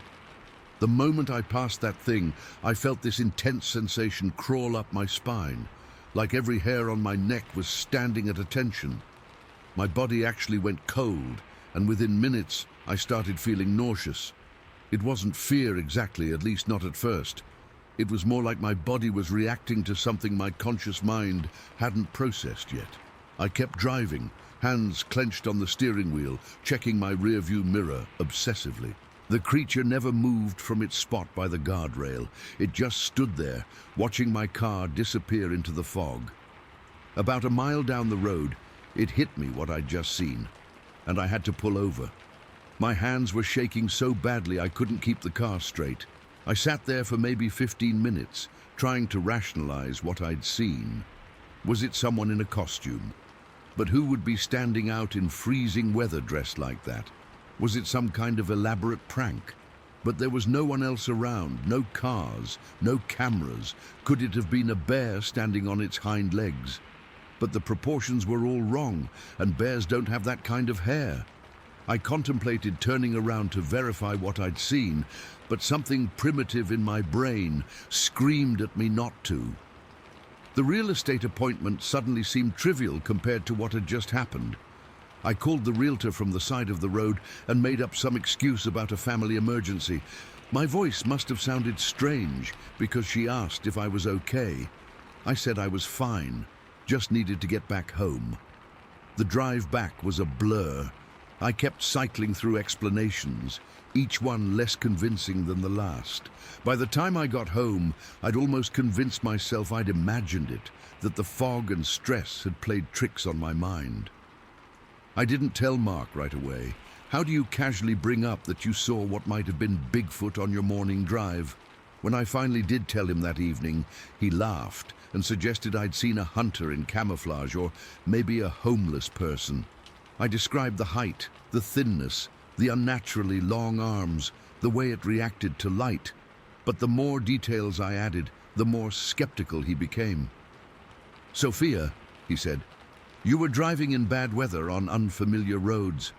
Your mind filled in the blanks of something you couldn't quite see.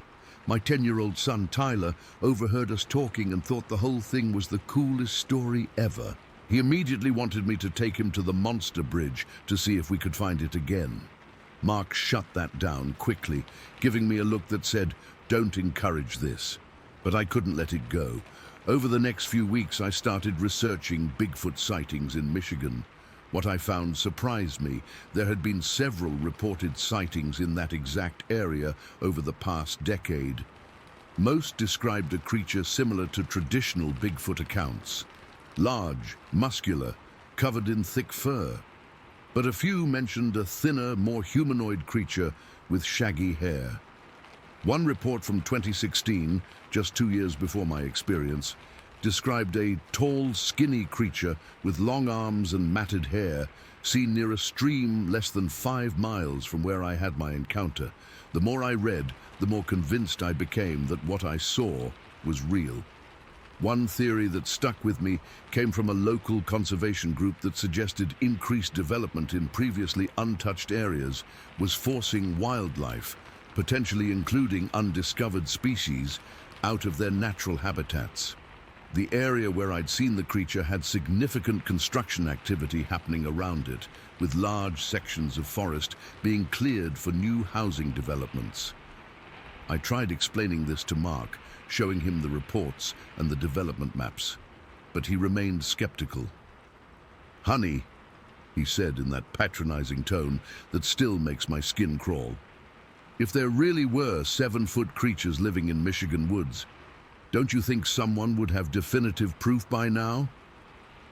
Maybe he's right. Maybe there is a logical explanation for what I saw that morning. But I know what I saw, and it wasn't human, it wasn't a bear, and it certainly wasn't a figment of my imagination. About a month after the incident, I drove back to that bridge. I went in the middle of the day with clear weather and I brought my camera. I don't know what I expected to find. Footprints would have been long gone with the weather we'd had. There was nothing unusual about the area in daylight. Just a normal bridge over a small river with woods on either side. I took some photos of the spot where the creature had been standing, examining the area for any sign that might validate my experience, but found nothing. As I was leaving, I noticed something I hadn't seen during my first drive, a small worn path leading from the roadside down the embankment toward the river. It could have been made by animals or local fishermen, but seeing it made my stomach clench.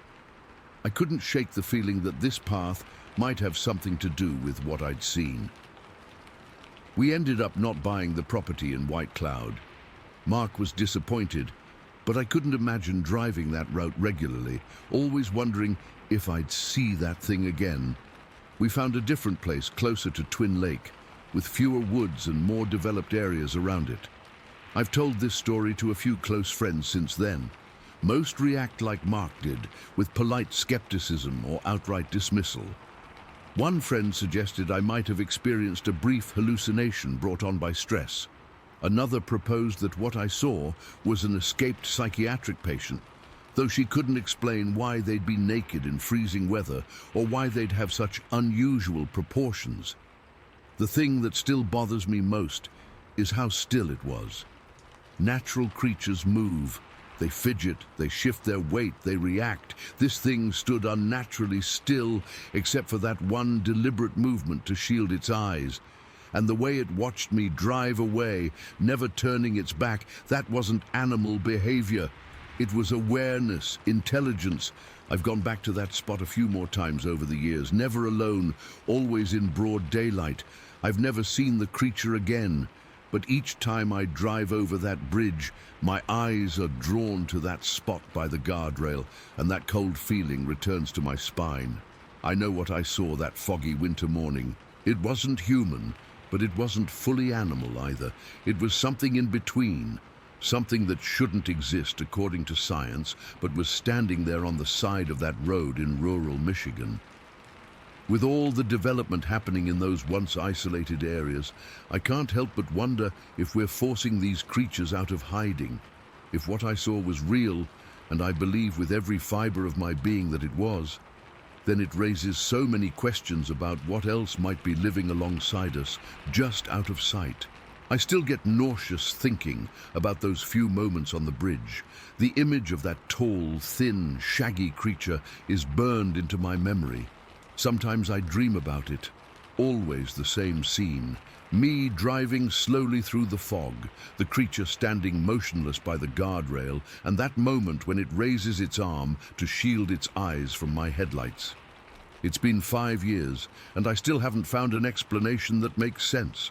All I know for certain is what I saw that day changed how I view the woods, the dark, and all the spaces in between what we know and what we don't. Story 15. I've never been sure about sharing this experience, but I need to get it off my chest. What happened to me in October 2009 near Mount St. Helens changed how I see the wilderness forever. My husband Marcus and I had been planning this hunting trip for months. We both grew up in rural Washington, and fall hunting trips were a tradition for us, something we'd been doing together since we first met 15 years ago. We'd set up our base camp about 3 miles into the forest, a small clearing with enough space for our tent and gear. That morning we woke up before sunrise, had a quick breakfast of instant oatmeal and coffee, and headed deeper into the woods. The plan was to reach a large meadow Marcus had scouted on a previous trip, apparently a good spot where deer often grazed in the early morning hours. The hike took about 45 minutes. It was cold that morning, maybe in the high 30s, and I remember my breath making little clouds in front of my face. The forest was especially beautiful that time of year, all red and gold leaves, morning fog hanging between the trees, the kind of scene you'd put on a postcard. But there was something different about the forest that day. It felt, I don't know, quiet, too quiet maybe, like everything was holding its breath. We reached the meadow around 7 in the morning. It was this beautiful open space, maybe 100 yards across, surrounded by dense forest on all sides. Marcus suggested we position ourselves on the eastern edge so the rising sun wouldn't be in our eyes. I found a spot underneath this massive pine tree where I could sit comfortably against the trunk. Marcus set up about 10 feet from me, partially concealed behind some brush. We settled in and got quiet. That's the thing about hunting. Patience is everything. You sit, you wait, you try not to move. My rifle was across my lap, and I had my binoculars hanging around my neck. I was wearing my camo jacket and pants, heavy boots, and a wool hat to keep my ears warm. About 20 minutes in, I was starting to zone out a bit. You know how your mind wanders when you're just sitting there. The sun had risen higher, warming me up a little through my layers. I remember taking a sip of water from my canteen and carefully screwing the cap back on to avoid making noise. That's when I heard it, branches snapping on the opposite side of the meadow. My first thought was deer, I slowly raised my head, scanning the tree line across from us. The sound continued, not frantic like a running animal, but deliberate, like something large, moving carefully. Then I noticed something that made my skin crawl. There was a dark figure at the edge of the clearing that I was certain hadn't been there before. At first, I thought maybe it was just shadows playing tricks on my eyes. But no, it was too defined to be shadows, too still to be a bear. It was standing upright, partially hidden in the brush, but I could make out broad shoulders and long arms. I sat perfectly still, barely breathing, my heart hammering against my ribs. I wanted to signal Marcus, but he was focused in another direction, and I was afraid any movement would alert whatever was watching us. Slowly, I raised my binoculars. What I saw through those lenses has stayed with me ever since. I was looking directly at a face, a dark face with two yellowish eyes staring straight at me. Not animal eyes, not quite human either. There was intelligence there, awareness. It knew I was looking at it, and it was looking right back at me. The creature didn't move. I didn't move. For what felt like an eternity, but was probably around 15 minutes, we just stared at each other across that meadow. I could see its chest rising and falling with breath. It was huge, at least 7 or 8 feet tall from what I could tell, with dark brown or black hair covering its body. The hair wasn't matted or tangled like you might expect from a wild animal. It looked almost maintained. The strangest part was that I didn't feel threatened. Terrified, yes, but not because it was acting aggressively. It was just watching me, studying me, maybe, the same way I was studying it. Eventually, the fear became too much. My hands were shaking, and I felt cold sweat running down my back despite the chilly air. I needed to leave. I slowly, carefully turned my head toward Marcus and made a subtle hand motion we'd agreed on years ago, our signal for "I'm leaving." He gave me a confused look and shrugged slightly, clearly not understanding my sudden desire to abort our hunting trip. He hadn't seen anything. The creature had approached from my side of the clearing, and Marcus had been facing away. I started packing up my things as quietly as possible, keeping my eyes on the figure across the meadow. It still hadn't moved, but I swear I could feel its gaze following my movements. When I stood up, moving very slowly, it shifted slightly, just a minor adjustment of its stance, but enough to let me know it was reacting to me. The walk back to camp was the longest of my life. I kept looking over my shoulder, half expecting to see it following me, but the trail behind me remained empty. Every snapping twig or rustling bush made me jump. I gripped my rifle so tightly my knuckles turned white, though I never actually raised it or took the safety off. When I finally reached our camp, I sat on a log by our fire pit, trying to calm down and process what I'd seen. Marcus returned about 2 hours later, clearly annoyed that I'd left without a better explanation. "What the hell, Eleanor?" he said as he dropped his pack. "Why did you take off like that?" I tried to explain what I'd seen, but even as the words came out, I could tell how it sounded. A giant, hairy, man-like creature just standing there, watching me. Marcus listened, but I could see the skepticism in his eyes. "Probably just a bear," he said. "They can stand on their hind legs and in the shadows with your imagination going." But it wasn't a bear. I've seen plenty of bears in my life. This was something else entirely. The posture was wrong for a bear, too upright, too steady. The proportions were wrong, and those eyes, those knowing eyes. That night in our tent, I couldn't sleep. Every sound from the forest around us made me tense up. What if it had followed us back? What if it was out there, watching our camp? Marcus slept soundly beside me while I lay awake until dawn, replaying the encounter over and over in my mind. We cut our trip short and headed home the next day. Marcus was disappointed, but didn't argue much. I think he could tell how genuinely shaken I was, even if he didn't believe what I'd seen. In the weeks that followed, I couldn't stop thinking about it. I went online, started researching Sasquatch sightings in the Pacific Northwest. So many of the descriptions matched what I'd seen. The height, the posture, the intelligent eyes. I found a community of people who'd had similar experiences, and for the first time since it happened, I didn't feel crazy. I've analyzed that day 1,000 times in my head. The creature had every opportunity to approach us, to harm us if that's what it wanted, but it didn't. It just observed, curious perhaps about these strange humans in its territory. I think about how it must have entered that clearing so silently that neither of us noticed until it was already there, watching us.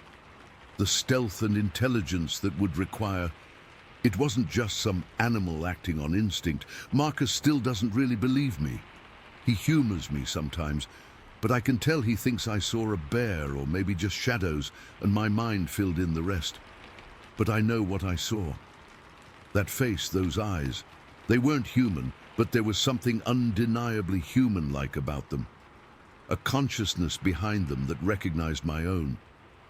It's been 14 years now, and I've never gone back to that specific spot. We still go hunting, but I'm different in the woods now. More aware, always scanning the tree line, always feeling like I might be watched. Not in a threatening way, but in the way you feel when you know you're not alone. Sometimes I wonder if it recognized something in me too. If that's why it just watched rather than fled or approached. Was it as curious about me as I was about it?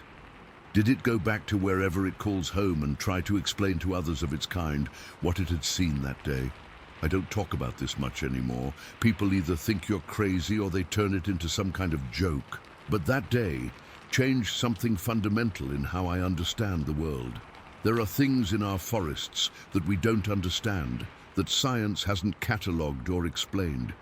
Things that have been there long before us, watching us encroach on their territory, staying hidden, staying safe. I don't need anyone to believe me. I know what I saw. Sometimes when I'm alone in the woods now, I'll stop and just listen, wondering if it's out there somewhere, if it remembers me the way I remember it. And sometimes, when the forest gets too quiet, I just know that I'm not alone out there. That's my story. Take from it what you will. But if you're ever in the forests near Mount St. Helens and you feel like something's watching you, well, maybe something is.